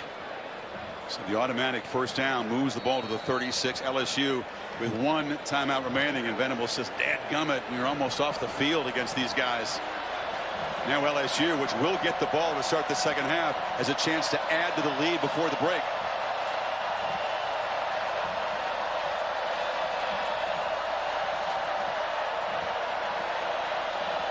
Play clock running down. 3, 2. Just got it snapped. 3-man rush. Ball gets out. And Chase again hurts Clemson. 1st down inside Clemson territory. You press them, you get up tight, they're going to go by you for a touchdown. You drop, you show press and drop, you're going to give them space. It's pitch and catch. It's very simple for him to find that space and make that quick slant throw. Crank the tempo. Off play action. Burrow looking for a downfield shot. It wasn't there, but he darts forward. Skalski grabs him after a short gain. Good coverage that time by A.J. Terrell downfield. He wanted to go with tempo, try to catch Terrell napping, see him looking left. He wants to unload that down the left sideline the way he has all year to Jamar Chase. And that, because of that coverage by Terrell, they eventually get to Burrow. Man, Kirk, this possession feels really important. Sure does. LSU on top, getting the ball again to start the 3rd quarter here. The middle 8, Dabo Swinney talks about it, the last 4 and first 4 minutes of each half. Clemson has owned that historically. LSU trying to change that. Burrow worms his way free. How did he not get sacked? He actually got about 3 yards out of the play. Well, the flexibility within this 3-1-7, you're guessing really where this pressure is coming from, and they're confusing the offensive line. Only problem is they're getting there, but they're not bringing Joe Burrow down. He gets positive yards instead of taking that deep sack, and now it's 3rd and 5 instead of 3rd and 9 or 10. More manageable, but they're still just 1 for 5 on 3rd down tonight.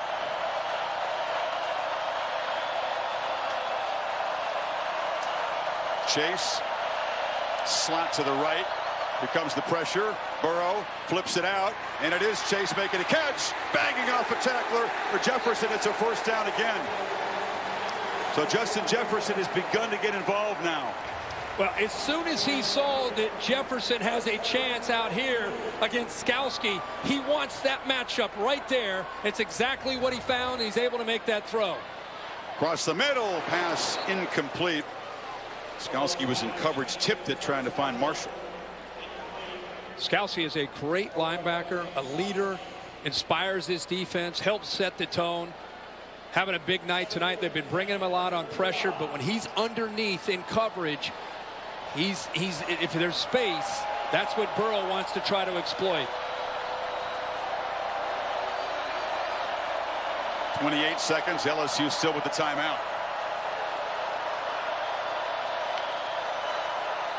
On 2nd and 10, Burrow does not want to take a sack at this position of the field. Just flips it way out of bounds. 3rd down now. They have the 1 timeout with 21 seconds. This is not an offense that typically thinks, oh, let's settle for a field goal. Let's get it in the middle of the field. Until they have to settle for a field goal, they are attacking. That's been their trademark all year with this new offense that Steve Ensminger and Joe Brady have called. Don't be surprised, even on 3rd down, if they try to find a matchup and take a shot. If they settle for a field goal attempt, it would be from 52, which would equal the long of freshman Cade York. Play clock at 3. And LSU did not want to have to do it, but now, Kirk, They spend their final timeout. Burrow was taking too long to get things adjusted there. Yeah, he's mad too. I think he got mad that LSU, and it ended up being the head coach, Coach O, called a timeout. He was worried that the play clock, he couldn't afford another 5 yards here at the end, and you're trying to stay in field goal range. And Joe Burrow had a reaction as if, you know, slammed the ball in his hands as if he was frustrated with the sideline. I think Coach O was frustrated there too. I think he was. Yeah, he didn't really care for that response. They ended up using their last timeout, which is critical. I know they do a good job of getting the ball out, but Clemson's done a pretty good job of getting pressure and confusing the offensive line with the pre-snap to post-snap look. Burning that timeout certainly has to impact the play call. If they're stopped short of a first down, they would really have to hustle the field goal team out. Yeah. I mean, you're talking about getting a first down and hoping that the clock stops getting out of bounds, or as you said, being in hurry-up mode if they come up short and stay in bounds. The field goal team poised to run out unless Burrow can gain 10 yards here. So I think he takes a shot right here.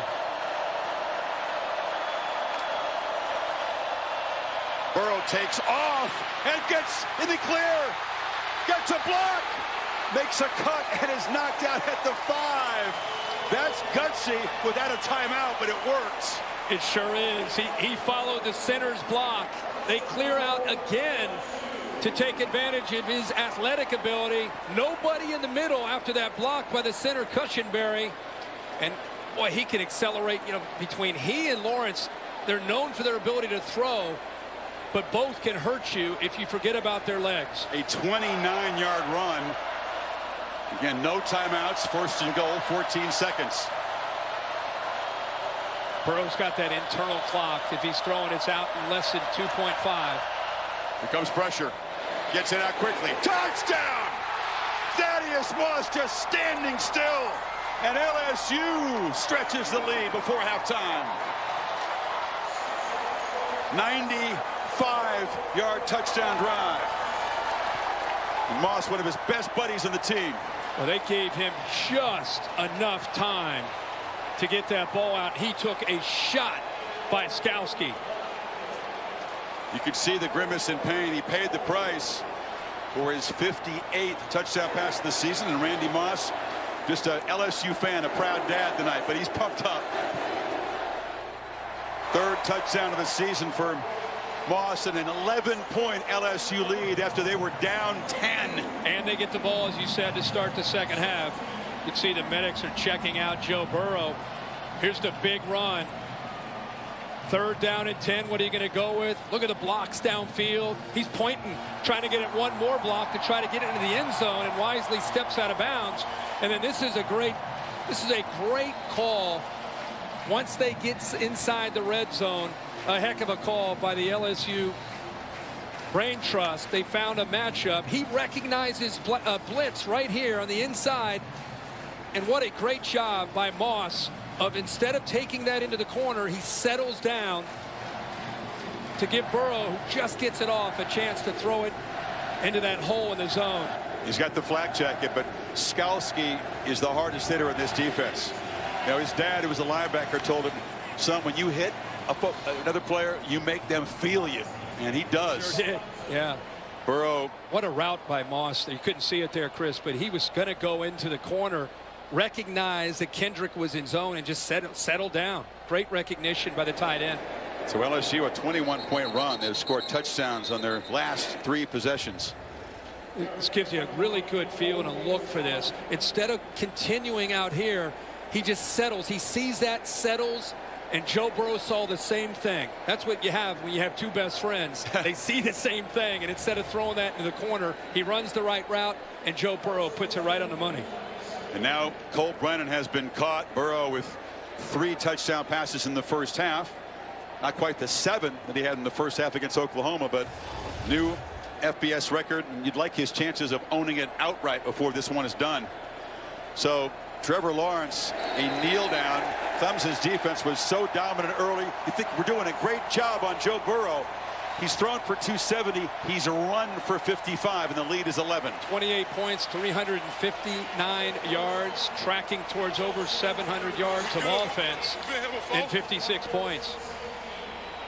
Well, how would LSU respond? No, they have answered strongly. And here's Ed Orgeron with Tom Rinaldi. Ed, from down double digits first time this season to up double digits, what changed? Great game. You know, we had some bad field position at the beginning.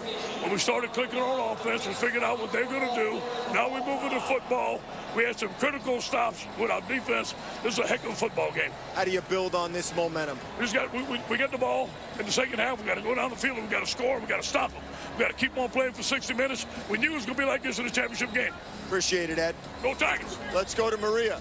Thanks, Tom. Well, Coach, LSU with the score going into halftime. What would be the key to containing the Tigers coming back out of the locker room? Well, first of all, really sloppy finish there. 3rd and 19, and we get a bad PI. Just not playing smart right now. They've made, listen, they're going to make some plays. A couple of throws to number 1 were just great plays. They got great players. We had pretty good position, you know, but just the dumb stuff, man. Really disappointed in how we finished, and especially right there on the 3rd and 19. We just got to play smarter, you know, and then we didn't play. I thought we had 2 bad possessions offensively. So get in here, let's settle down. It's a long time. This is going to be a battle in the second half. We've got 2 great teams, and you know, right now they're up. See how we can finish. Thanks, Coach. You got it. There's emergency because Clemson's defense going to be on the field trying to avoid this lead from getting any larger. LSU 269 yards of offense in the second quarter. Bayou Bengals up by 11 at halftime. Coming up next, the Mercedes-Benz halftime report.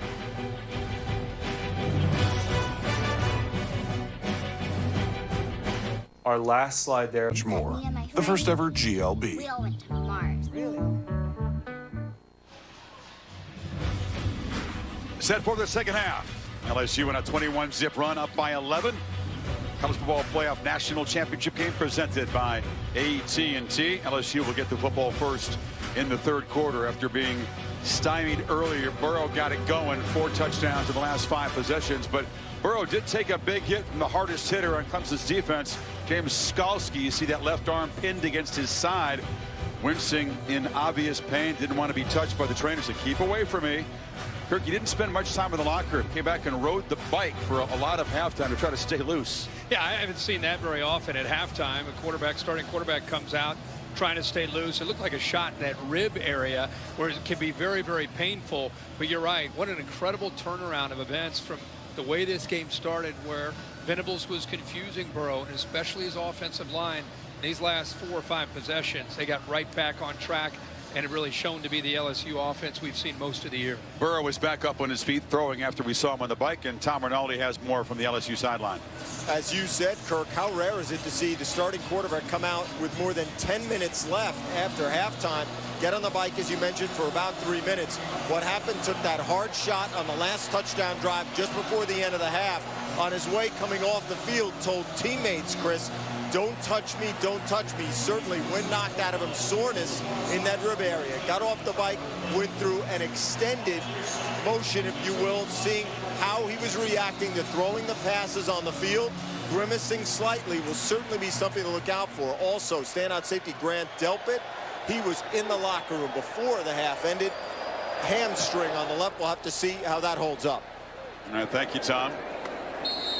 LSU, the Capital One rewarding performance. More yards against Clemson in the second quarter than they give up in a game, Kirk. Yeah, exactly. And boy, a great job of seeing his decision-making and ability to make throws to these gifted receivers. Big thing in that first half with the adjustment, getting him out in the empty where he could throw, where he could run the football.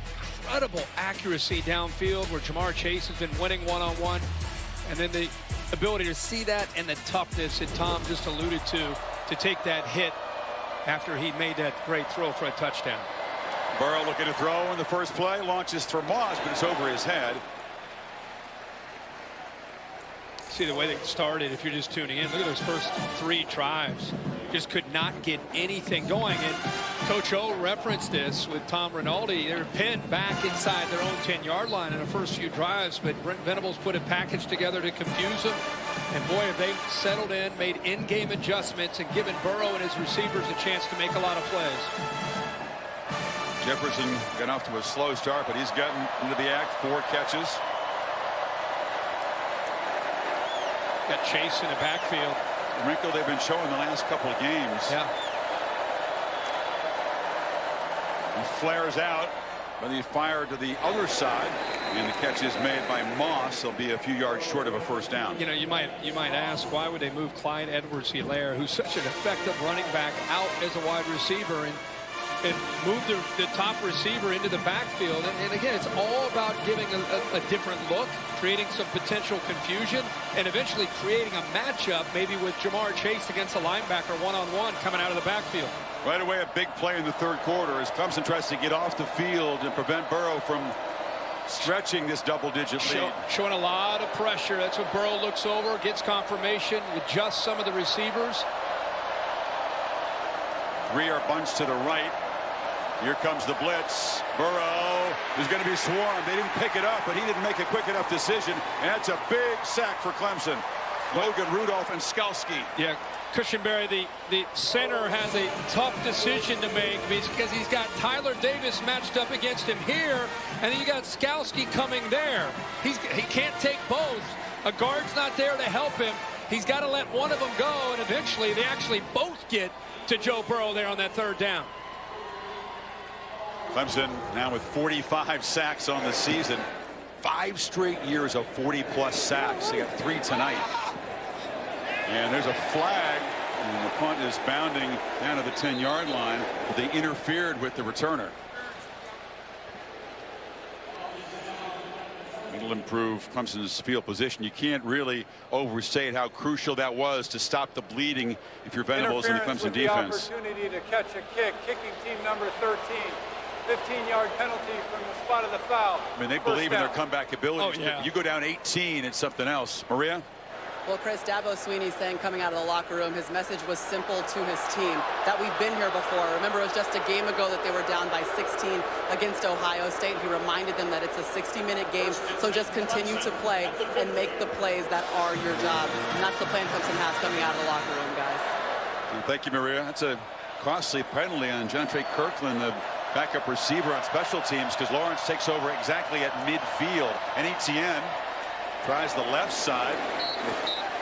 Only about a 2-yard gain. You know, Clemson typically makes great adjustments at halftime. In fact, if you look at the last 3 playoff games that Clemson has played in, they've only allowed the 7 points. They have more sacks than they've given up points in those 3 games. So, you know, their defense can keep them in this game. It's exactly how they needed to start this second half, getting that 3 and out. And now they've got great field position. See if they can capitalize.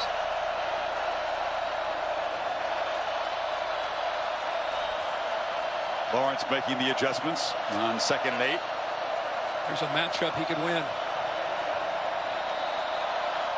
Etienne in motion. Lawrence is looking across the middle, and it is the matchup, Kirk, that you pointed out. A catch by Higgins, who hasn't been active enough so far. He took a big hit there by the safety. Delpit coming up, trying to separate the football. I circled that because that's a matchup that they feel good about. Higgins, you see that outside leverage, it opens up that quick slant, and there's that, boy, a big hit right in that thigh area of Higgins, who goes down. Delpit, who is an accomplished center fielder, but has played closer to the line of scrimmage to make impact plays like that this season. He struggled with injuries throughout. And the good news is that Higgins is up and walking off. You and I were talking at halftime, and I noticed that just looking at all the different stats, one that really stuck out to me was I thought T. Higgins had a chance to have a big night tonight against the style of coverage that these corners play with outside leverage. Only had 1 reception. I know he had the reverse for the touchdown, but 1 reception again with your best receiver against man-to-man. He's got to win this second half to get separation.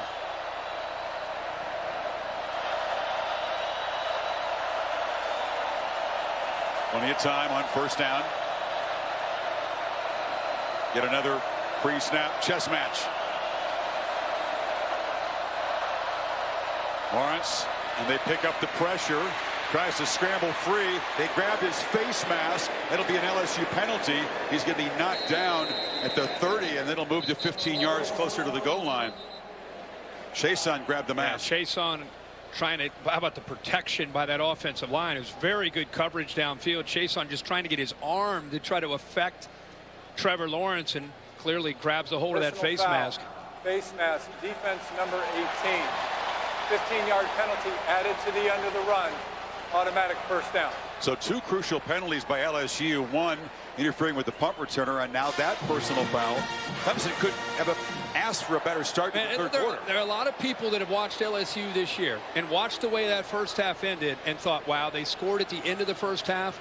They're going to get the ball to start the second half. There's a chance they go up 35-17. That's a big hole to try to come back on against Joe Burrow. They get a 3 and out. Now, inside the red zone, they've got to score a touchdown here to get it to 28-24. Etienne. Powerful run down inside the 10. Ran into Patrick Queen, the linebacker. I love watching him run. Came in as a freshman from the state of Louisiana. I think all of us that watched him that first year said, wow, look at his acceleration. This guy, in his first 2 or 3 steps, can go by people. And his second year, he got a little bigger. And then his third year, he's become more patient and got more powerful in his lower half. He can run through those arm tackles. He's got it again. Running through tackles again. It'll be first and goal. Clemson down at the 3. Impressed by that offensive line here on this drive. They didn't think they could have a lot of success because of the mass of that interior. But here, these last couple of plays, boy, they're challenging the interior of LSU's defense, running right at them.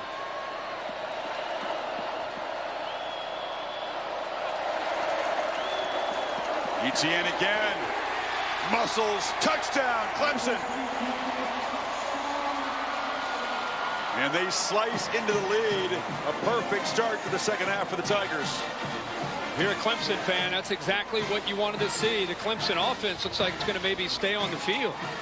Let's make sure he got in, broke the plane before he touched his knee touch. Looked like he definitely got across. They're putting the ball in the left hash. There's the AT&T pylon cam as they continue to make sure he broke the plane. Looks like he did, so they'll go for 2 to cut it to a 3-point game. Yeah, a lot of coaches believe in analytics. Sometimes we scratch our heads as fans thinking, what the heck, it's so early, why are they doing this? But these new analytics tell coaches to do some things like this. Lawrence ducks under pressure, delivers, caught. Amaria Rogers has got it, and that's their first successful 2-point conversion, and it is suddenly a 3-point game. 50-yard drive after the penalty and the punt, and 6 plays, 237. Impressive. In the locker room, hoping that the defense, I'm sure, is able to get a stop. They do. They get the ball back to Trevor Lawrence with that great field position. Offensive line, quarterback, receivers in the back, Etienne. A perfect first drive for Clemson. Let's Garrett. Right now, you can officially get your game day meal delivered through the Wendy's app. High above New Orleans, Goodyear providing the aerial coverage, introducing the newest honorary member of the College Football Hall of Fame, the Goodyear blimp. Goodyear, more driven. And coming up, don't miss an exclusive look at Marvel Studios' new movie, Black Widow, due in May. And this has changed, Kirk, the complexion here. I think the LSU faithful with that big lead, their offense was rolling, thought, we got this. Yeah. But all of a sudden, Clemson, comeback kings 2 weeks ago against Ohio State, have drawn within 3. 2 major penalties by LSU, aiding that last drive, of course. How about Joe Burrow with Joe Brady? Look at all these quarterbacks that they've gone up against, just knocking them out, dodgeball style. Tua fell down. Yeah, one after another. Hurts. One guy left. They haven't knocked over Lawrence yet, that's for sure. Dodgeball star Vince Vaughn is in the house. He's kind of adopted LSU. He was there at the SEC championship. Sure has. Big college football fan. Tiger sideline. Burrow back to work now. The lead suddenly just 3.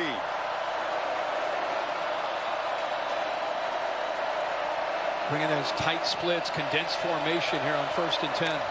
All 22 guys close to each other. Burrow flushed again, sacked for a 4th time. Isaiah Simmons got him. When you bring in tight receivers, look how many bodies you have inside this area right here. That's a lot of different guys that potentially can blitz. They bring Tanner Muse. Isaiah Simmons is the one who eventually gets home. When they brought him off the edge, he's been able to get there, and he has great feel as a safety of not just when to blitz, but just that instinct to get to the quarterback. 2nd and 15. Great part about the spread is it makes it easier to identify where the pressure is coming from. I wonder if Brady's going to shelve Kirk that bunch formation. Yeah, and again, this three-man front gives Brent Venables a lot of different looks. Chase off and running again. They get a big chunk of yardage, beating Kendrick and setting up a 3rd and short now. Well, Kendrick ends up backing out and creating space. And again, to me, that's the disaster. That's the disaster when you give Jamar Chase and Justin Jefferson room underneath. You got to mix it up. I understand it. But boy, with Burrow and those receivers underneath, when they have space, they are lethal. Crucial 3rd down here. So they're tightened up with their coverage, obviously. 3rd and short, across the board. Burrow gets it out, almost intercepted. Oh, Nolan Turner, who made the clinching pick against Ohio State, jumped the route, had the ball in his hands. Not only did he jump the route, Chris, but he had to work around a pick. They saw man-to-man. Watch how he works around that pick and then gets his eyes up, anticipating the football. Great job of working around traffic, jumping the route. And if he comes up with that catch, Turner could potentially be a hero again. Remember the hero against the Buckeyes with the clinching interception. Yeah, he was burned all night, but made the clinching pick when Olave fell down in the end zone. And the punt from Von Rosenberg bounces out of bounds. So Clemson gets the football back, down just 3. You're watching the College Football Playoff National Championship game presented by AT&T.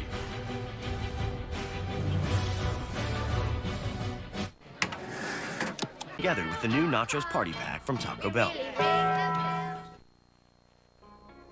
The College Football Playoff National Championship game, presented by AT&T, is brought to you by Ice Cold Dr. Pepper, the official drink of Fansville.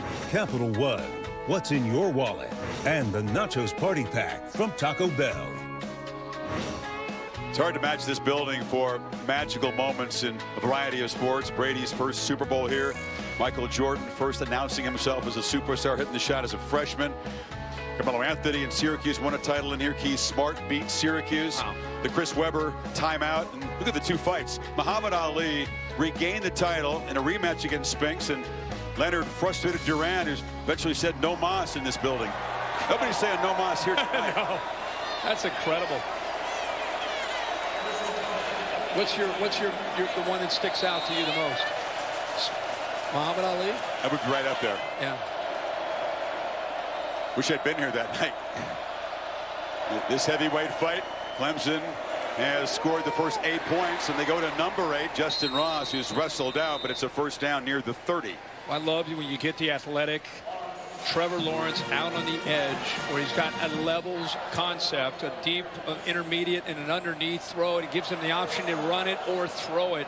Makes a nice throw there on 1st and 10. And the Tigers thought they were going to crank the tempo, slow things down, and check with the Cards on the sidelines. I mean, they were hitting the tight end in the first half, Brendan Galloway, when they'd flex him out like this.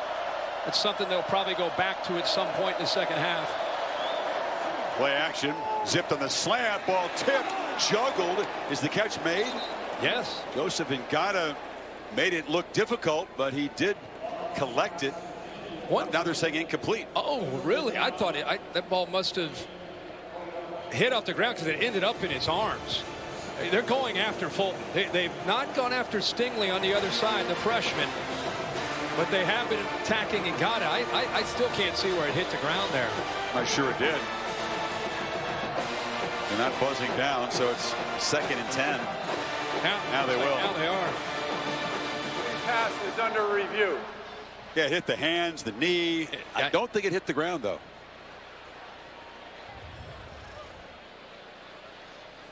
See the umpire trying to look around bodies to get a closer look. Why? Oh, it did. There it is. Yep. Take it back. It did deflect off the ground. Jacoby Stevens in coverage there. So that umpire who leaned around to get a look at that did make a correct call. Good call by the official. You're right. And as I said, they're going after Christian Fulton. After review, the ruling on the field is confirmed. Incomplete pass, 2nd down. Whether it's been T. Higgins or Ngata in this case, the freshman, they'd like that matchup against one. That's a reversal. Typically, teams have really gone after Derek Stingley more than they have Fulton. Well, he's gained quite a reputation as a freshman with 6 interceptions. He sure has. Especially the way he played late in the year. But Fulton typically is no picnic to go after either. No. 2nd and 10. Confusion again with Stevens and Queen. Rodgers came in motion. They flip it back to Etienne, who gets a block and a short gain. I'll tell you, if Justin Ross makes a block there on Patrick Queen, who ended up making the tackle, that's a touchdown. There's nobody left to be able to slow down and catch up to Etienne. 8 White saves the day. He was patient. He waited, catches him from behind, and it was a missed block by Justin Ross. So that's, as I said, a big touchdown for the Tigers. It's like Cervenka might have shoved the player in the back and gotten away with an illegal block. 3rd and 7. Lawrence flips it high off the hands, and they dive for it. Incomplete. Vincent came in diving, trying to hope for a pick off the carom, but it's 4th down. Well, they're expecting man-to-man, so they're going to go with a crosser, but they kind of disguise it, sit back and play zone. And once that ball's in the air in the middle of the defense, I mean, that's a dream for LSU. Somehow that ball hits the ground before the safety. The nickelback Vincent can come up with a pick. So each quarterback that had a long streak without an interception has had a close call tonight. No picks for Trevor Lawrence since week 8. Well over 200 attempts. Not as good as most of Spire's earlier punts, and Stingley comes up to make a fair catch at the 32-yard line. 36-yard punt. LSU back to work, up by 3 still. How does the automatic emergency... The Mirror.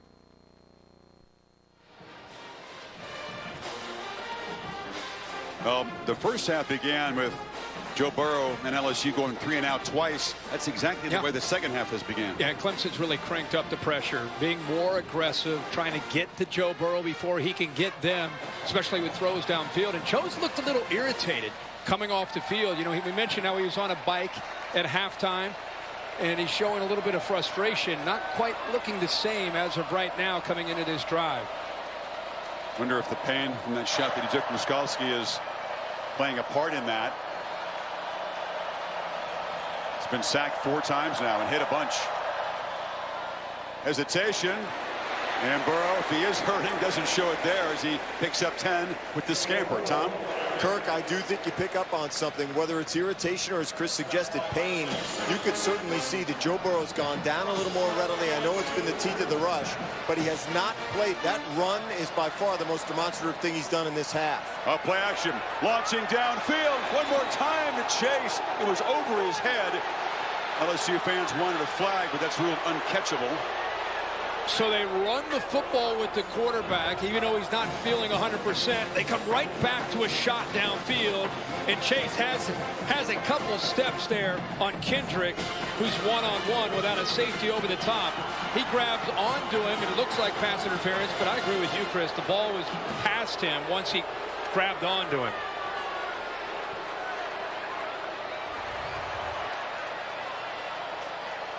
So 2nd and 10. There's Skalski lurking, moving around right behind the nose tackle. Got to hurry.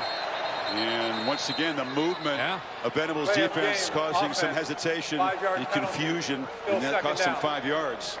T. Higgins going into the locker room. Remember, he took that shot, looked like in the thigh area, going into their locker room to check him out. I'm with you, Chris, that all that movement by Skalski, other guys looking over, LSU looking over to get the check. There's a lot going on for both sides, and cost him 5 yards. Every defensive coach in the SEC said the same thing. You better change it up. Give him different looks. High formation defense and an option straight run from Burrow, showing that the play callers aren't terribly concerned about the quarterback's health. Not much of a gain there. It'll be 3rd and long. On the opening segment of tonight's game, I said that Joe Burrow plays quarterback like a middle linebacker. You know, he was a 2-star recruit, not heavily recruited. He said he played defense, safety most of his younger career. So he doesn't mind the physicality, and even though he's hurting, he's not going to back down. He's the first offensive guy in the family. His dad and older brothers were both defensive players at Nebraska. Here we go. See how they try to get pressure. Only one defensive lineman, but Skalski comes streaming through. Now, can Chase get there? Yes, he can. Sidesteps a tackler. He's got a convoy still running down into the red zone. An enormous conversion for LSU. Watch why it's so important to be a good athlete as an offensive lineman, a left tackle. Keep an eye on Charles in the block and how he kind of just turns the defender to the inside and gives Chase the boundary, gives him a chance to get outside to use his speed. LSU was deadly in the red zone. 3 red zone trips, 3 touchdowns in the first half. Wow, does Jefferson pay the price as Skalski is laying the lumber tonight. Big hit there, but great focus and concentration by Jefferson, who is very sure-handed. All these receivers catch the ball with their hands. You see his eyes peeking, knowing that he was about to get hit, but did a good job turning and protecting the football. Again, we knew it was going to be strength on strength. They are so precise, so sophisticated down here. Clemson is so stout and stingy in the red zone. They are going to stop and review whether or not Skalski targeted in that hit against Jefferson. So this is a hugely important review. Skalski, an incredibly important part of the defense. And we'll bring in Bill LeMonnier. The crown of the helmet was lowered on Jefferson. Bill, what is your opinion of this hit? If I were on the field or in the replay booth, he's lowered the helmet, forcible contact. It's crown of the helmet. This is a targeting call. It's exactly what we saw with Ohio State against Clemson when Shaun Wade lowered his head and used the crown of his helmet. Even though it's a different player, here's a receiver, but it's the same principle using that crown of the helmet. Right, and he's made the catch, so he's not defenseless anymore, so only crown of the helmet applies. Right. And the crown is used here, forcible. And for the fans, Bill, it doesn't matter if it's helmet to helmet when it comes to the crown. It doesn't matter where the defender hits. Exactly. I don't have to hit you in the head. Technically, from your head to your toes, I cannot basically spear you. Skalski, an old school linebacker, still wears that neck brace, and we said that they mean it as a compliment. When he hits you, it's like he's got concrete in his helmet, and this is an enormous decision. If they flag him for targeting and take him off the field. Jake Venables, Brent's son comes into play. Personal foul, targeting, defense number 47. Half the distance to the goal, automatic first down. Skalski with disbelief. For the remainder of the game. That's the leader. That's the glue to that front, and a big part of how they've tried to defend tonight. He's shell-shocked, has to leave the field, go to the locker room. Targeting rule is controversial. Many fans just hate it, but that, just like Shaun Wade's hit on Lawrence, is the letter of the rule. And Brent Venables, as we said, Jake Venables, who has played quite a bit this year, physical linebacker, but it's not just the physicality, it's the knowledge of the scheme that Skalski provided that now Venables will have to understand and get lined up and be blitzing and be effective. First and goal, an immediate test for this Tigers defense minus their leader. Burrow backpedals, flips it far side, catch made. Moss. Is he in? No signal. Touchdown for a second time. The tight end has found the end zone. And momentum swings back to the purple and gold. Now, Jamar Chase did a good job.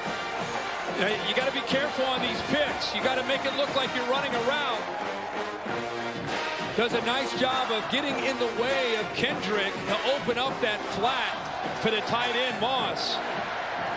And Thaddeus Moss equals his season total of touchdowns of 2 with 2 tonight. Is his foot out of bounds before that ball broke the plane? They'll have to look on their quad box at 2 different replays and coordinate it.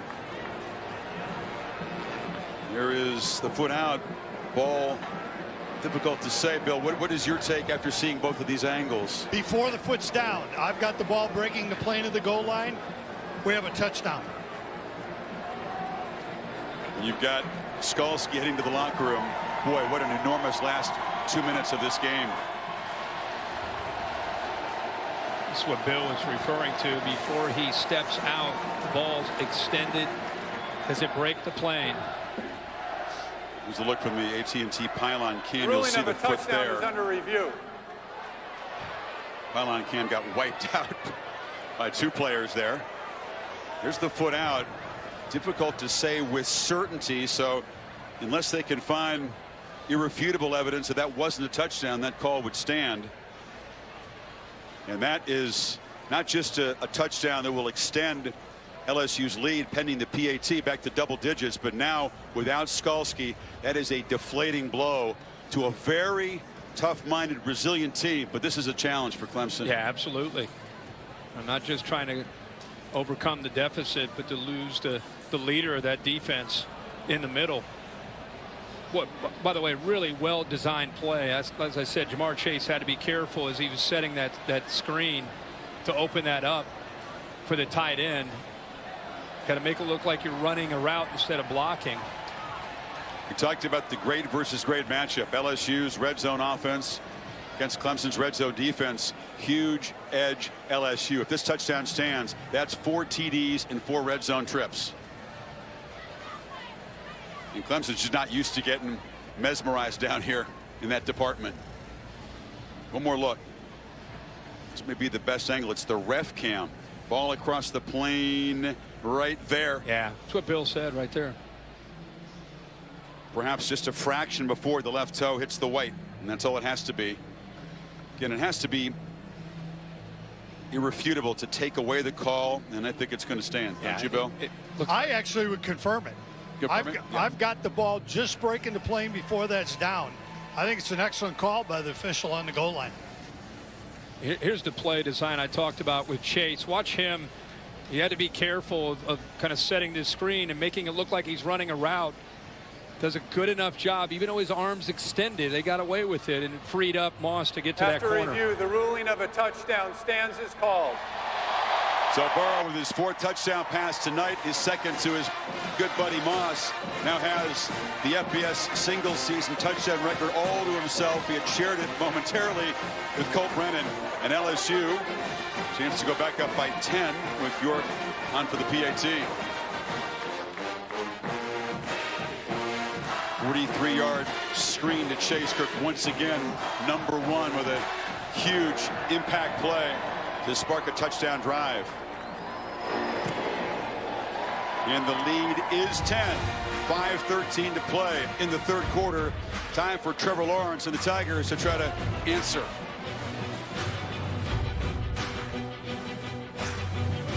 I'm a parking guy. No colors or flavors from artificial sources. Your way better. Goodyear providing the aerial coverage. Best part of every kickoff is the drive that comes next. Go further with Goodyear. More driven. Right next door to the Superdome is the Smoothie King Center, home of the Pelicans, and they'll host the Clippers at 3:30 Eastern Time Saturday on ABC, trying to get Zion Williamson back and healthy. And in prime time, LeBron and the Lakers on top of the Western Conference take on Harden and Westbrook and the Rockets. Both games streaming on the ESPN app. So once again, the deficit is double digits for Lawrence and the Tigers. And the kickoff gets away from ETN, and it'll be a touchback.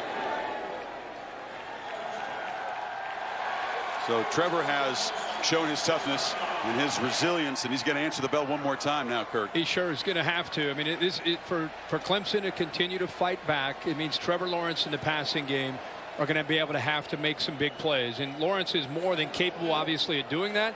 But will he have time to throw? And can his receivers help him out and try to win? They continue. Remember, they're going after Fulton. One, trying to stay away from Stingley. Not to say that they won't eventually try to go that way. Right now, he's into the boundary down at the bottom. Lawrence without a touchdown pass tonight. He's got a streak of 24 straight with the TD. They've contained him as a runner so far tonight, much better than Ohio State did. But that's a nice first down gain. Yeah, that defense is locked in on trying to take away 9 and his explosive ability. Linebackers both flowing that way and gave him a nice crease on that left side. Follows his blocks and gets some positive yards. Only down 10. You're just under 5 minutes in the 3rd. You see Tony Elliott and Jeff Scott continue to stick with their offensive game plan.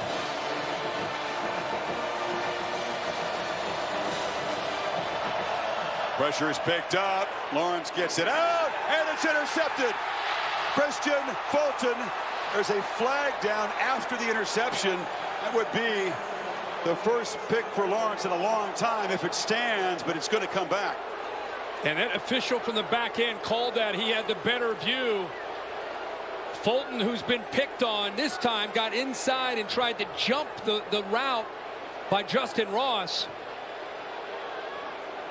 Orgeron in disbelief. Defense number 1, 15-yard penalty, automatic first down.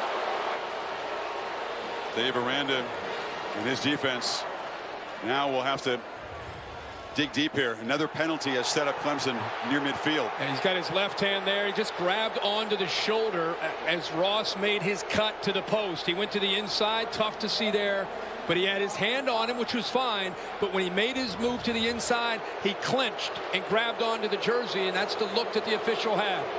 You can grab the jersey as long as you don't turn or impede the receiver. In the official judgment, that happened. Not popular with the LSU fans. Play action, launching downfield for Ross, who's just too tightly covered. How about it's pressured? Stingley was in coverage there. How about the coverage by Stingley? It's almost like that side of the field is shut down. And Justin Ross is an elite receiver. And what I love about Stingley as a young corner, in the college game especially, is he played receiver in high school. He has those instincts, and as soon as that receiver starts to peek up with his eyes, that's when Stingley starts to peek up himself. But there, stride for stride in phase. 2nd and 10. Lawrence is pressured. Etienne. Actually, just a false start as a flag before the snap. Prior to the snap, false start. Offense number 73. 5-yard penalty. Still 2nd down. Cerebral right tackle, the senior Tremaine Ankrum, guilty. Stingley, who led the SEC, 6 interceptions, one of the best in the country, a remarkable true freshman season. Only freshman to make the AP first team All-American list. T. Higgins remains in the locker room for Clemson. 1st and 15, late pressure, completion Etienne, and it is blown up by Patrick Queen. A loss after the catch of 1. He saw this the entire time. He's here, he works to the inside, but he's got his eyes exactly where they need to be on Etienne. Has him on lockdown, didn't hesitate at all. You know, he's so twitchy, has such suddenness at that inside linebacker spot. He's almost like a safety playing there. Great in coverage, shows it there. Clemson, which has converted just 1 of 8 third downs tonight, needs 16 here. LSU giving a big cushion. Chase on pressuring the quarterback enough to force the high throw, and it's 4th down. That's exactly right. He didn't get there, but from the blind side of a quarterback, he affected him. He's had success in getting around Carmen, the left tackle, and I think it hurried him, made him uncomfortable. And as a rush in, coming off the edge there, it's all you have to do. You don't always have to get there and get the sack. That's his 10th overthrow because of the pressure that LSU's been able to get on him. Spires punting again, and Stingley comes up, makes the catch, and is hit immediately. He thought he might create a big return, but knocked down there. You know, there's a difference between these 2 quarterbacks who are both superb, Kirk, in almost every situational category. There is a difference under pressure. Yes. Lawrence is under 50% while pressured, which is not bad. Burrow has been exceptional. But it speaks volumes to me of where Joe Burrow is as a 5th-year guy. Trevor, as beautiful as he is at 6'6", 220, is still growing in that capacity. And that's why next year will be so good for him to continue to grow. This is a big series in this football game with LSU up 10. Edwards-Helaire not next to the quarterback. It's Chris Curry who filled in for Edwards-Helaire when his hamstring hurt in that semifinal game and ran with great energy.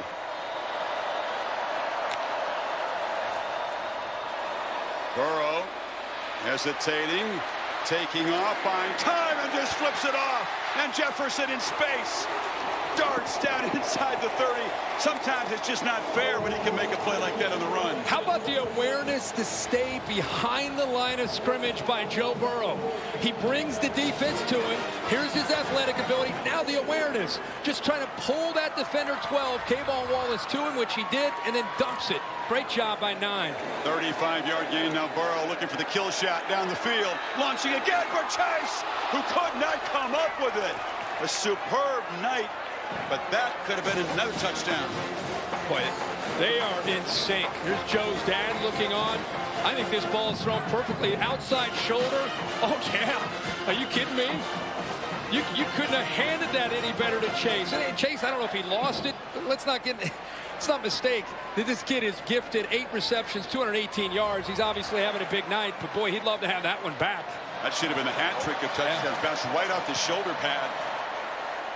Couldn't have placed that ball any better. Clemson defense just trying to hang on as the LSU offense get near the red zone again. And Burrow hesitates. What's he going to do here? Sidesteps a tackler and somehow finds a few yards. Let's keep in mind that James Skalski is not in the middle of that defense. Jake Venables is in there. Coach's son understands the defense. But face it, even though he's a great player and has a great future, Skalski's played all year and is making all the calls. It's T. Higgins, which is important to see him coming back for Clemson. One key Tiger defender ejected, one of their best offensive players limited at the moment. So it's 3rd down again. Burrow needs 7. They are in fringe field goal range. Clemson calls a timeout. Not ideal down 10 to spend a timeout on defense, but you can see how important Dabo Swinney believes this play is right here. Clemson gets that dream start to the second half. They get the 3 and out, touchdown, 2-point conversion. But Burrow and LSU just taking a deep breath and going back to work and reclaim momentum. Yeah, so we said before the drive, such a pivotal sequence of events right here. Not only with the injury to Skalski, the touchdown by LSU, they get the ball right back, and now they've got a chance to put another touchdown on the board. And at that point, going into the 4th quarter, it's very, very hard, obviously, to play catch-up with this LSU offense. So, yeah, we saw that spread look. And when you see that empty look, you know what we've seen a lot of tonight, you got to either defend all those receivers or you got to keep a guy in the box to account for Burrow in the quarterback draw. He's hurt him, even though he's hurting himself. He's hurt him with the quarterback draw out of this look. And the guy who was spying him, Skalski, as you said, not in there now. Both Chase and Jefferson are to the left. See, somebody's got to come out to the bottom to help out against those 3 receivers. Instant pressure, ball out quickly. Chase has got it, but he doesn't have first down yardage. Caught in heavy traffic. And Venables was right there in the area. It's 4th down, and here comes the field goal team. Really good job by that defense. Ball comes out quick. They blitz Tanner Muse. But they did a good job of keeping their eyes up and had 4 or 5 different orange hats there running to the football. Ed York, 21 of 26 on the year, but between 40 and 49, hardly automatic. He's just 5 for 9 from this distance. And this for a 13-point lead. Drives it, but it's going to slide wide right. So LSU cannot add to the lead. They come up empty. That's a big stop for Clemson without Skalski on the field. Huge stop. The drop by Jamar Chase, talked about, we both said how big that was. That's a ball he catches 9.5 times out of 10. That's a touchdown. That's potentially a knockout shot, up 42-35. Instead, he keeps Clemson in this game. They get a stop, and then they miss a missed field goal. They're only down 10 now. Still here in the 3rd quarter.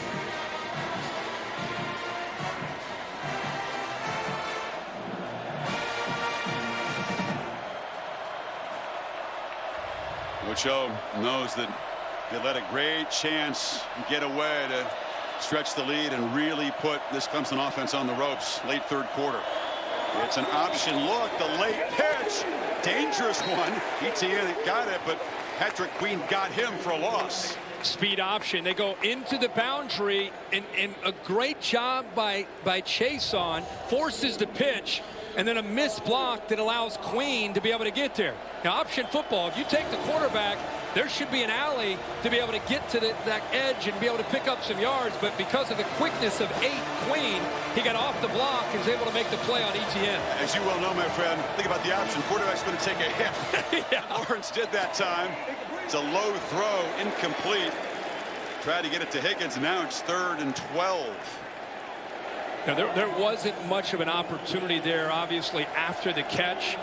But T. Higgins, who's battling through some pain, you got to show mental toughness. You got to fight through the pain. You got to come up with catches like that. Pick up 6 yards, 7 yards.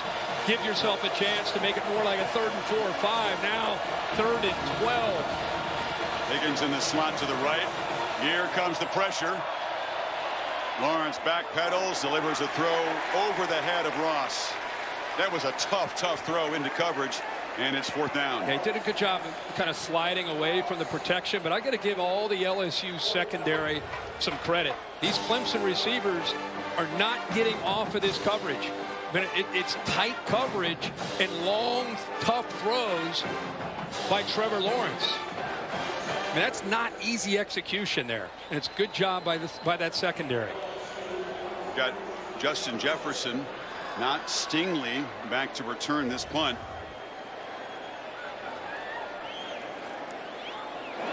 Spires kind of hit a knuckleball. It sounded ugly. It wasn't very long.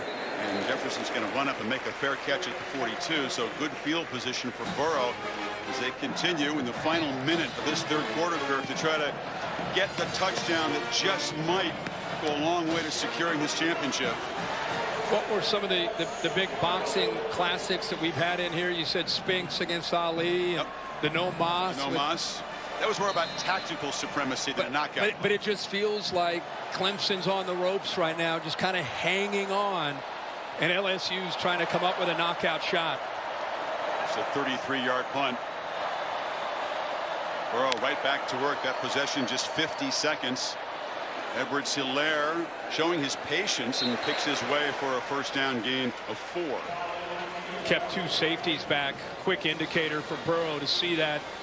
They're going to try to run the ball every time into that look. They're forcing them to give them a single high safety, and if they do, they're going to go right back to Jamar Chase at the top, see if he can win one-on-one. Edwards-Helaire, meanwhile, has been kept in check very well by this Clemson defense. The star tailback rushing for just 39 yards. He got a couple catches.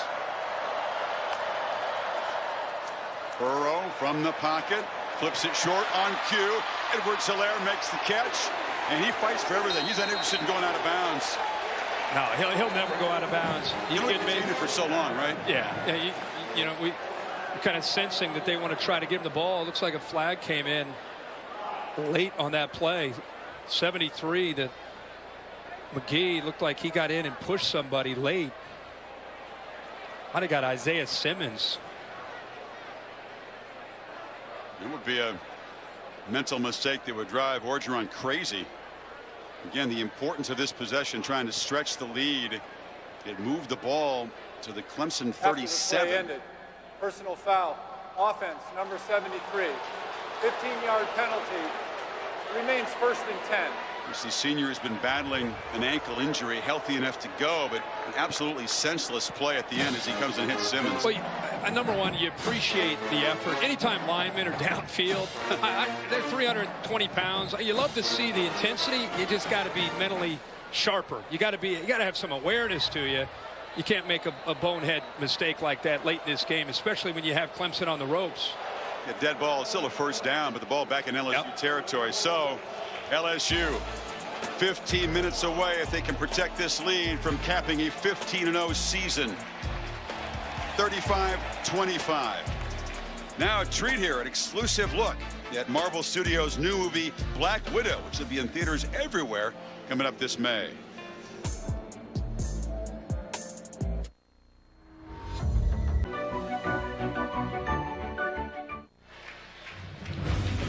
Ten-point game entering the final quarter. College football playoff national championship game presented by AT&T. LSU with a 1st down near midfield, trying to stretch the lead. Each team with a touchdown in the 3rd quarter. Clemson taking just 1 point off the halftime deficit by that 2-point conversion. And Joe Burrow, close to a 400-yard passing game. Not quite the astronomical numbers against the Sooners, but against this defense, after a slow start, extremely impressive. Edwards-Helaire goes in motion. Here comes the pressure, and he's open in the flat. Can they make him miss? He spins free, but just able to hold him up long enough as Kendrick just like cavalry to arrive. Help! Help! Get out there one-on-one with him. It's really tough because even if you get to him, the strength in his lower body, it's just hard to bring him down. But well, they fake it to him. Burrow wanting to throw downfield, now just buying time. Still scampering around and delivers a throw to Moss, and the tight end makes another big play inside the Clemson 40. Randy's kid's having a night. He sure is. You just can't. You can't cover a guy that long. Look how long he's keeping this play alive. They're essentially rushing 3 and dropping 8. And Joe, the last 3 or 4 games, is completing 90% of his passes against rush 3, drop 8. Wow. And that time, you give him enough time with his accuracy, he's going to find somebody open. Remember, they've been going to Chase on this wheel route from the slot.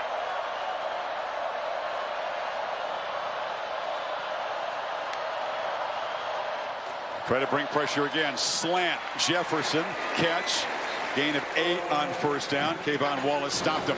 And Clemson got away with one there. If Joe Burrow would have seen it, he had a touchdown. And Jamar Chase said, oh, I had him. Edwards-Helaire barrels forward downhill. First down to the 25. Can't find every open receiver, though. No, finds most of them. Yeah, he does. He does. We're still, remember, we still trying to challenge the inside. Tanner Muse, who's a safety, walked up as a backer in this game with that 3-down line. 1 linebacker now is Jake Venables, and the 7 defensive backs. They thought if they went to this look, Steve Insminger telling us they thought they would have to be able to run the ball. In fact, they run Burrow more than Clyde Edwards-Helaire tonight. They could work on the play clock now. Snap it at 4. Burrow has lots of time and delivers, and Chase that time a short catch and not much after it. Jefferson, I should say, with a 2-yard gain. Really tight coverage by Kayvon Wallace. Versatile senior. If you look at this secondary, because to defend this offense, you need Kendrick as a corner, A.J. Terrell as a corner, and their 3rd best cover guy is a safety, 12. Kayvon Wallace, who has to hold up there many plays against Justin Jefferson. He's on him again. Kirk off to the left. Chase left outside of the formation on 2nd and 9. They're bringing it. Burrow's got time, launching for the end zone. Jump ball, touchdown, Terrence Marshall.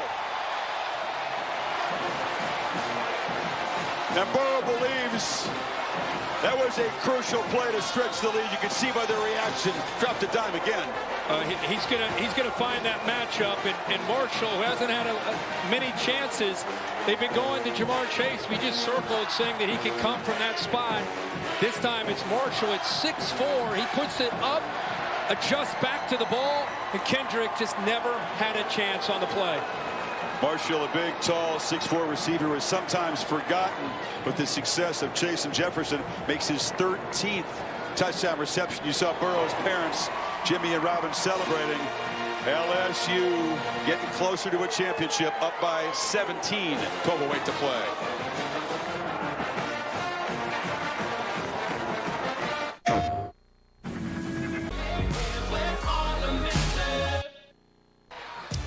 Plenty of post-championship game coverage with Scott Van Pelt. We'll have the post-game reactions. We'll join the show. The winning coach will add his take. And the first look at the odds for next season after the game on ESPN, also the ESPN app. They're playing the Garth Brooks Classic, the Serenade at Tiger Stadium, calling Baton Rouge. Sweet Baton Rouge. And up for the Tigers campus down here in New Orleans and all over this state. They are preparing for the party to begin if LSU can hold on to what is now a 17-point lead with about 12 minutes to play. From the goal line, Etienne's going to bring it out, break a tackle, and to make something happen on special teams, got to hold your breath. The kicker was down there to help force him down at the 30. Well, we've seen Jamar Chase in his spot in the slot. This time it's Marshall. You get him one-on-one. He's going to take these shots, you know, whether it's into the boundary or this time to the field. Just put it up. Let the receiver adjust to the ball. Defensive back never sees it. Joe Burrow, he has such confidence in these receivers to win. And look at that size and length of Marshall. And Burrow comes off after that and said, it's time to fit me for a ring. I won that Heisman. Now it's time to fit me for that ring. He does not lack confidence, and his confidence is even growing now. 442 yards, 5 touchdown passes. Lawrence, desperate to answer, delivers a high throw. Kirk, he's just been off target a lot tonight. That was over Justin Ross again. Yeah, he just seems a bit out of sorts, you know, and I think LSU deserves some credit for that, because even when they've not been able to necessarily flush him out of the pocket, even when he's been in the pocket, I think he has felt some pressure. He now has 13 throws that have been overthrown to his receivers. 2nd and 10. Sometimes when you try to put so much on it, the ball will sail on you. Play action, another long throw. Catch made by Ross, who scoots out of bounds. They'll move the sticks out across the 40. There's still plenty of time. Yeah, plenty of time, and you can see by the energy of Trevor Lawrence after that completion and first down. Even he's thinking about the clock. There's an awareness there. They got to go some form of their own kind of tempo, but where they're not breakneck speed, where they're just out of control. You start to do the math and figure the possessions. Can Clemson score 17? Sure, but really can't afford to allow LSU anything on offense. Lawrence rolls. They pick up the pressure, and again the throw is low, and a flag comes in. Vincent was covering Rodgers and grabbed him.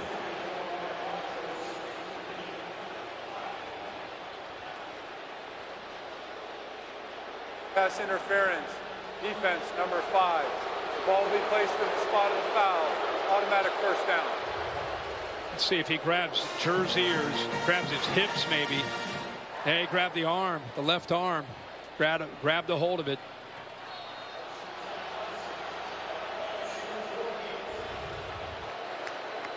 Moves the ball in LSU territory. 10th penalty on LSU, double the number of Clemson. Now Clemson goes with this empty look.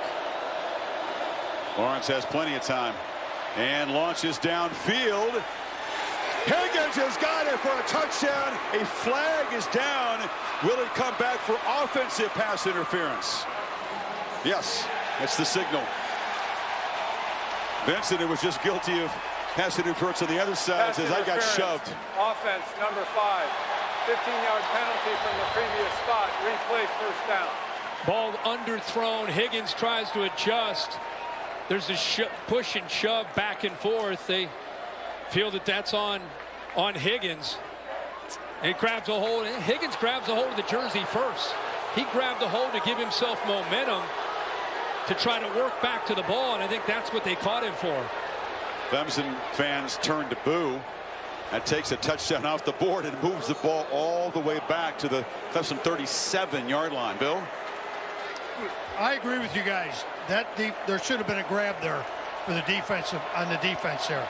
He responded back. There was some separation, but that was caused totally by the defensive grab. Okay. So in Bill's view, that should have been a touchdown reception for Higgins. An enormous call.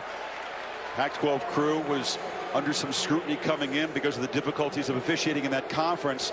Those kinds of pass interference calls are always judgment, and I don't think they're called the same conference to conference, frankly. Yeah, Bill, to me initially you see that, to me, the pull of that jersey and then the reaction from 5, Vincent.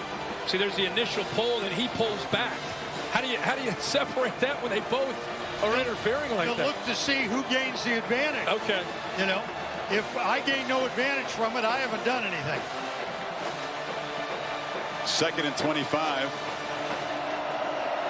Lawrence flushed, and he'll be knocked down right near the line of scrimmage by Patrick Queen.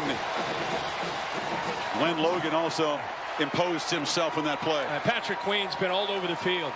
He has had a great game in the middle of that LSU defense against the run. They blitzed him at times. He's been out in space. He's played man-to-man. A young man that didn't play early in the season. He was more of a guy that would come in and substitute. By the Texas game on week 2, he took over in the middle and he's really enjoying himself a great championship game. And Dave Aranda told us the most improved player in the defense this season. You're right, he's had a whale of a ball game. Leading 26 on 3rd down. Lawrence escapes and bounces the throw, trying to get it across the middle to Ross, who's been frustrated tonight. Just out of sorts, man. Throwing the football is so much about a rhythm, a balance, and I know he's got pressure, but if you look in the middle of that field, you got to give him a shot. Give him a shot to make that play, and he just has not been accurate tonight throwing the ball. If you think, Kirk, about last year's championship game when he completely outplayed Tua Tagovailoa, everything went right. Yeah. Despite feeling awful, Lawrence played beautifully. A year later, a totally different story. 17 of 36, still hasn't thrown a touchdown pass. It's the 4th straight punt for this Clemson offense. They thought they had momentum after scoring quickly in the 3rd quarter. You're watching the College Football Playoff National Championship presented by AT&T.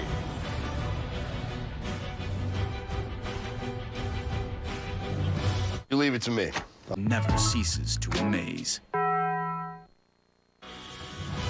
The College Football Playoff National Championship game is presented by AT&T and in part by Dos Equis. Keep it interessante.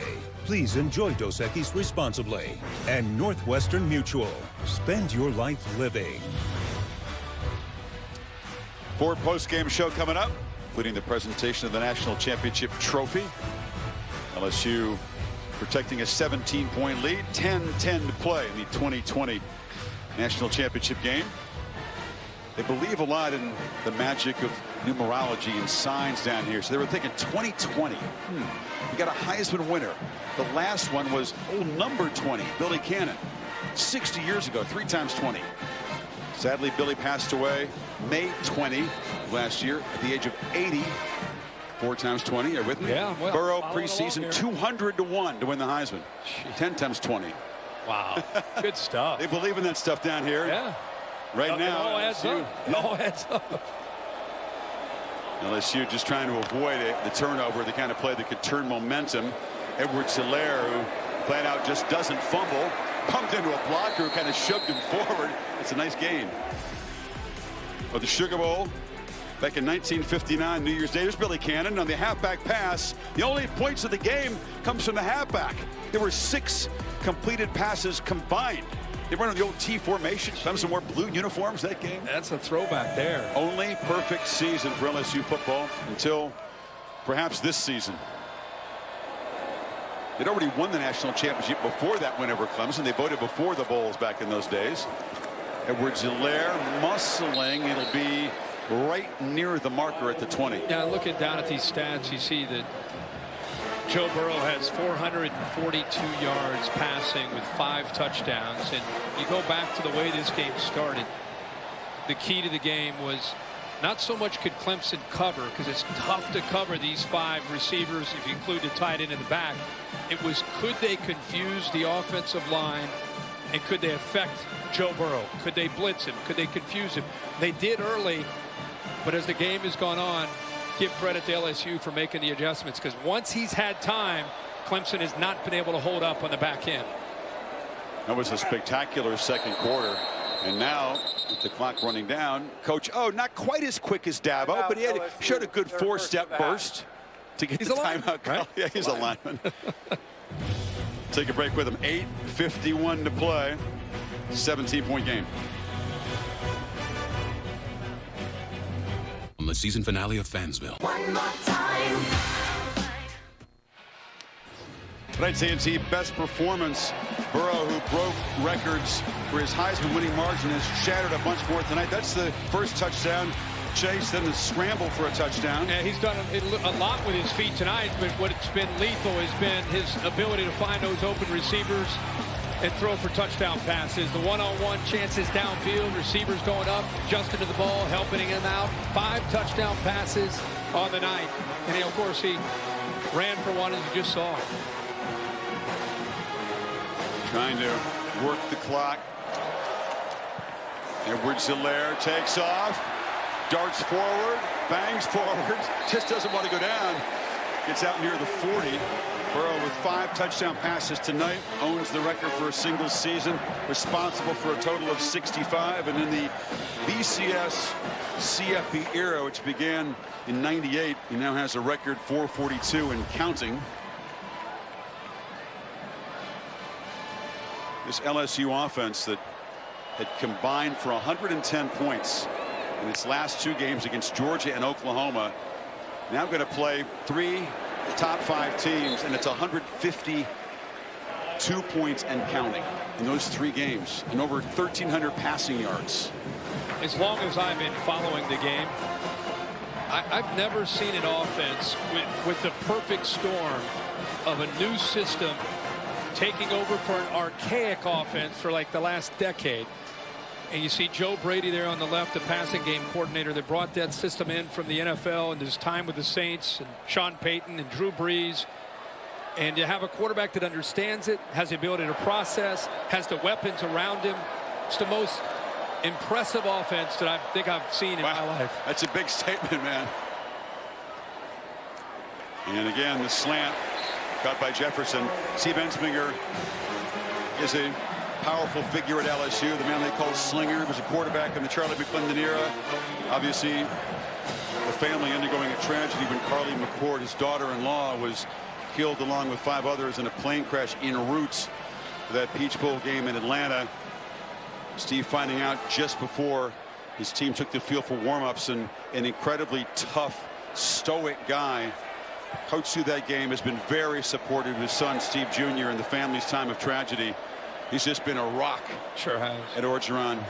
Really admiring the strength of Ensminger. He's a survivor. He's been fired 3 times as an assistant. He's bounced around. He worked at Clemson at one point in Tommy West era. Not very successful there.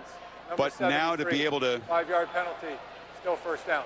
Step aside, put the ego away, allow Brady, the whippersnapper, to come in there. And as this tandem, boy, you love to see Ensminger being part of what you call the greatest offense you've seen. And the guy on the left brings in the new offense. He wins the Broyles Award for the top assistant in the entire country, and Ensminger's calling the plays. I mean, it's a very interesting dynamic that they have, and it's unselfish on everybody's behalf, but the players have to execute the scheme. And Joe Burrow and these receivers in the back are exceptional. Here comes a flag, a couple of them. Chase was defended by Terrell on that slant. If you can't stop him, just grab him. Ensminger, a guy, by the way, who sleeps in his office 4 nights a week. Sunday through Wednesday, sleeps in the office, gets about 4 or 5 hours sleep. Spends Thursdays with the family. That's family day. For fouls by both teams, they will offset. An eligible receiver downfield, offense number 68. Holding of an eligible receiver, defense number 8. Replay first down. That's the potential pitfall of those run pass options. Of you got linemen thinking it's a ball, quarterbacks coming down to help out. He pulls it out to throw it, and you got linemen 8 to 10 yards downfield. So it's offsetting. We'll just replay the down. Yeah, but that is great. I mean, you hear about coaches, they study film, it's late. Sometimes, occasionally, they may stay over. Not him. It's part of the routine. 4 nights a week. That's part of the routine. I mean, how far away is his house? Burrow hesitates, just flips it over the middle, and caught up in traffic was Chase. It's viewed as incidental contact. There is no flag. Well, you got linemen again downfield. 73 McGee, he's downfield by about 5 yards by the time the ball's thrown. Brent Venables ran out onto the field. I think that's probably what he was pointing towards. It's getting a little ragged here, partner, in the 4th quarter. It sure is. LSU certainly feels comfortable where they are, just trying to work the clock. Already spent almost 4 minutes on this drive, only moved it 33 yards, but it's been about chewing away clock, and taking away comes the chance of a comeback. That's second and 15. And Edwards-Helaire is going to be tackled behind the line again. Chris, I just want to go back to this offense and what makes it. I mean, we can talk about the scheme. We can talk about those receivers. But Joe Burrow is basically an assistant coach playing quarterback. He's a grad student, takes classes online. He's at the facility as much as the assistant coaches. Studies film, breaks it down, understands where to go with the ball, has answers. And so when you have a quarterback in a full progression read system that knows where to go and finds those matchups and throws the ball accurately with that skill, man, it's a great combination. It's very rare in college. You see it with Rodgers and Breeze and Brady, but not in college. Well, the man who wears number 9 for the Saints in this building was the boyhood idol of Burrow. They got a chance to meet at the Saints facility yesterday. That was a serious thrill for Joe. Not quite as thrilling as tonight, but it's been a heck of a week for the Heisman Trophy winner. There's Drew Brees' son's coming over to say hello. And Joe didn't hesitate. You're the reason I'm a Saints fan. You're the reason I wear number 9. You're my hero. I mean, he just laid it all out there. And Drew knew most of those things, but I think Joe Burrow, one of the few times he didn't know what to say. You know, just kind of super humble in the face of Drew Brees. Not often is he super humble, I might add. But another kid from the Midwest who found his way to Louisiana. And like Brees, who won the Super Bowl, of course. Burrow closing in on his championship. Boy, spun down. Racy McGrath races downfield. And the gunner for LSU grabs Rodgers. Clemson will set up at the 15, running out of time.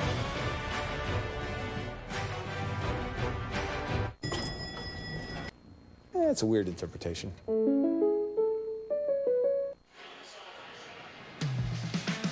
Now, New Orleans bracing for a big party. Aerial coverage overhead provided by Goodyear, recognizing those who strive to rise above the rest. Goodyear, more driven. Inside of 5 minutes to play. And the LSU faithful inside the dome, standing and roaring for their defense, which has held Trevor Lawrence Kirk in the second half to 5 for 14 and just 37 passing yards. Well, it's easy to look at Trevor, and he hasn't had a great night with his rhythm. But these receivers have not played well or held up well against the LSU secondary. Lawrence takes off on a scramble, takes a big hit from Chason, moves the sticks across the 25. He showed so much courage in that Ohio State game, willing his team to come back and win. He takes a big shot there from Chason, the enforcer of the LSU defense, gets right back up and trying to get points on the board.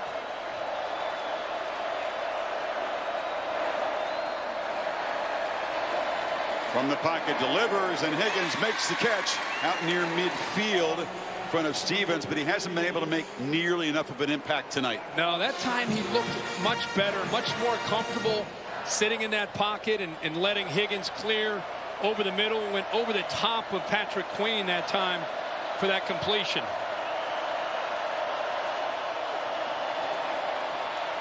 Flushed again, has room, makes a cut, pays the price, lost the ball. Lawrence coughs it up at the end of the run. LSU's got the football, and they got one hand on the trophy. Derek Stingley Jr. continues a brilliant freshman campaign with the fumble recovery. Delpit caused it. Yeah, Delpit knocks it out. That's the risk you take, you know. And you know, I love Trevor Lawrence for competing.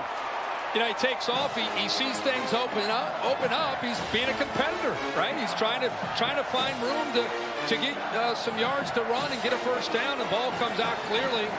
Delpit does a good job of putting his shoulder pad right on the football to jar it loose. And there's Stingley, the corner, to pick it up. I'll tell you, this defense from LSU took a lot of heat throughout much of the year, especially after the Ole Miss game. But these last 4 or 5 games, it's been a different unit. Dave Aranda's done a heck of a job with this group.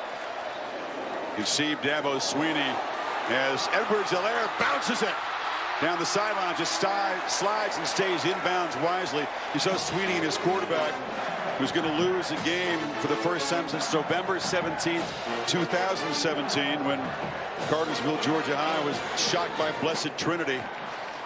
His first loss as a college starter, and Clemson's going to have their first loss in 742 days since this building when they lost the semifinals to Bama a couple of years ago. Right. How about Clyde Edwards-Helaire? Instead of trying to fight to get a touchdown, well aware of what the mission and the goal is late in the game, up big like this. He just slides, gets down, stays in bounds, keeps that clock moving.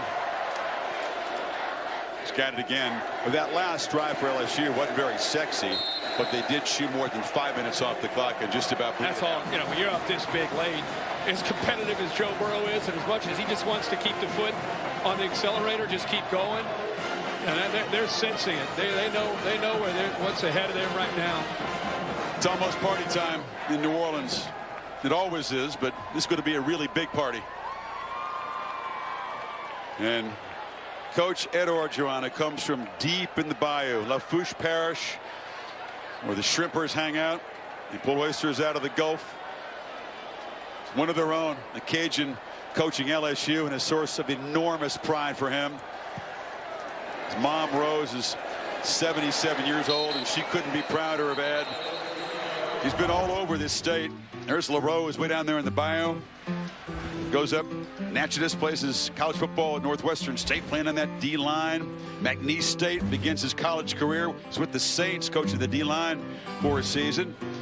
Went out to SC, where he was 6-2 as an interim coach, but had Hayden passed him over, and that was a stinging blow to him, but it all worked out pretty well for him. Absolutely. And I think we all, as college football fans, have to tip our cap to Coach O. I think a lot of people snickered, wondered, what are they doing hiring Ed Orgeron? Didn't LSU see what happened when he was a head coach at Ole Miss? People made funny videos online about him and his voice. And you know what? All he did is keep working. He adjusted. He tweaked things. He brought in a new offense, surrounded himself with great people, great coaches, hired great players.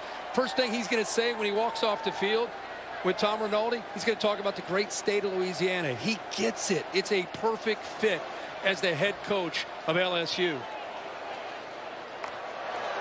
On 3rd and 3, Burrow gets it out. It's off the hands of Jefferson. Besides saying go Tigers, he's going to talk about the great state of Louisiana. And you know what? With Alabama losing and Tua leaving, right now, that SEC West, Coach O is thinking, why not us? Why can't we become the bar now, not just in 2019, but beyond? The way they're recruiting, facilities, the commitment they make, I don't see LSU going away. Well, they have dethroned the toughest out in the sport in the last couple of years in Clemson. Burrow's going to go away, and he'll be tough to replace. This 4th down play, Burrow flips it in the flat. Edwards-Helaire is going to get it, and a lot more. And he'll stay in bounds again down inside the 15. And Joe Burrow, speaking of the state of Louisiana, coming down here, embracing this state and these people, spelling his name with an E-A-U-X on Senior Day. Kirk, he will be able to walk across the bayou without getting wet for the rest of his life. You talk about a living legend as his parents embrace. It's going to be hard to find a match in the sport's history. I mean it. I agree with you, man. I agree. And he needed to win tonight for that to be true, and he did. Yep. And seeing a shot of his parents, just want to say his dad has been in coaching for 50 years. He's been in the game as a player, as a coach. Decided to retire this year as Ohio University's defensive coordinator. Edwards-Helaire stays in bound, barrels down inside the 5. You know, he decided to retire. There he is, wearing number 9. He's been coaching. All he knows is coaching ball, and instead he wanted to follow Joe after transferring from Ohio State to LSU. He decides he's going to go to every game, home and away, with his wife, and take it in and be a fan. Tailgate, hang out. Little did he know what was in store for 2019 with his son. They're pretty stoic. They don't shed tears any more than their son usually does, but it's been a tearful end of the season for LSU. Victory formation in the final minute. By the way, a class move there by Coach O, and shows the respect he has for Dabo and for Clemson to take that knee instead of trying to put another one in. Well, it's a trifecta that very few have achieved. Win the Heisman, perfect season, national championship. As they say in the bayou, laissez le bon temps rouler. Let the good times roll. LSU sits on the throne of college football. as they knock out the defending champs. An offensive onslaught, 628 yards.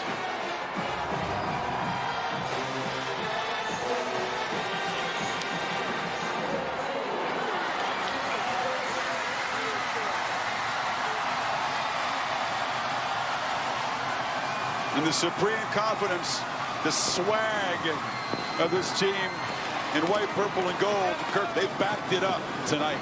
They came in. I've never prepped for a game of this magnitude and felt a team as confident as LSU coming into this game. Me neither. Ever. And you didn't know if it would blow up in their face or if it would end up being true. As you see, they had a feeling of what was going to come tonight. The confetti shower inside the Superdome, and somewhere down there, Tom Rinaldi with a happy Cocho. Chris, thank you very much. Ed, everything you've been through, all it took to get here. When you look up and you see that confetti fall, what goes through you? So happy for our team. This is about our team. This is about our coaching staff, about everybody that wanted the purple and gold in the great state of Louisiana. I'm just so happy for everybody. Down for the first time all season by double digits. You come back. What did you learn about this group tonight? 7th win against a top 10 team. Character, integrity, great players, great coaching staff, will to win. Joe Burrow stood up on that Heisman stage and concluded his speech by talking about all you mean to him. Yeah. What does he mean to you? The world. He's one of the greatest players in LSU history. He's done so much for the state of Louisiana and LSU. We are so grateful to Joe Burrow. Finally, Ed, this team's motto, one team, one heartbeat. What does this night, this season mean to the heart of Louisiana from someone from here who represents it? That's what it's all about. I grew up wanting to be the head coach at LSU. I'm so proud for the state of Louisiana. We've had support from the governor, from the president, from everybody that loves LSU. I'm just so happy for the people from Louisiana. But you got to give the credit to this football team, man. They've been working for 1 year. They deserve this day. Go ahead and say it, Ed. Go Tigers! Congratulations. Thank you. Thank you.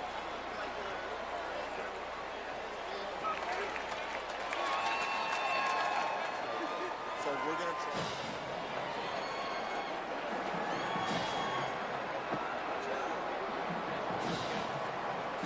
Well, Joe, you said that winning the Heisman didn't mean much. It was this national championship game and bringing that title back to Baton Rouge. What does it mean to say that you've finally been able to accomplish that here in New Orleans? It's years of hard work paying off. This is an incredible moment for our program, for Baton Rouge, for Louisiana. This is just so special. I'm kind of speechless. You guys allowed Clemson to strike first, but you never flinched. Where did that confidence come from to know that you were going to get the win here tonight? We thought we got down, I think it was 17-7. We never flinched. We knew what we had. We had some tough breaks getting backed up inside the 5 a couple of times. They had a really good plan early. And, once we figured out what they were trying to do, our coaches put together a great game plan at halftime, and we started to roll. We saw you coming back early from halftime, but you took a big hit going into the locker room. What allowed you to battle through that injury? There's no other option. This is a national championship. That's all. I wasn't going to go sit on the sideline, that's for sure. Coming into this season, your dad retired to watch every single game, and he's been in the stadium celebrating with you. What does it mean to be able to win this national championship in front of him? My dad won a Grey Cup in Canada, but there was kind of this Burrow curse. My brother lost a national championship. My dad lost a couple of Grey Cups. I lost a state championship. Both my brothers lost state championships. So this is kind of our first one, so this is super special. Well, I see you haven't put the ball down, and after you threw your 5th touchdown pass, which set a record for national championships, you pointed to the ring finger. Do you know what size ring you wear? 10.5. We already got fitted for him. All right, well, it'll be coming soon. Congratulations, Joe. Rings? We said they were confident. The Burrow family curse, if that existed, has been erased. And magic carpet ride for this program and this quarterback, and it ends right on home soil with a win in the Superdome. LSU champions. And it's a special kind of delirium when you're dominant and you're really, really exciting. And they are all of that. The Ford Postgame Show coming up national championship trophy as well. But let's join Scott Bell, Sports Center. Chris, thanks so much. As you mentioned, the trophy ceremony coming. Coach O will join us here later in the show. LSU, the national champs, tested in a way they had not.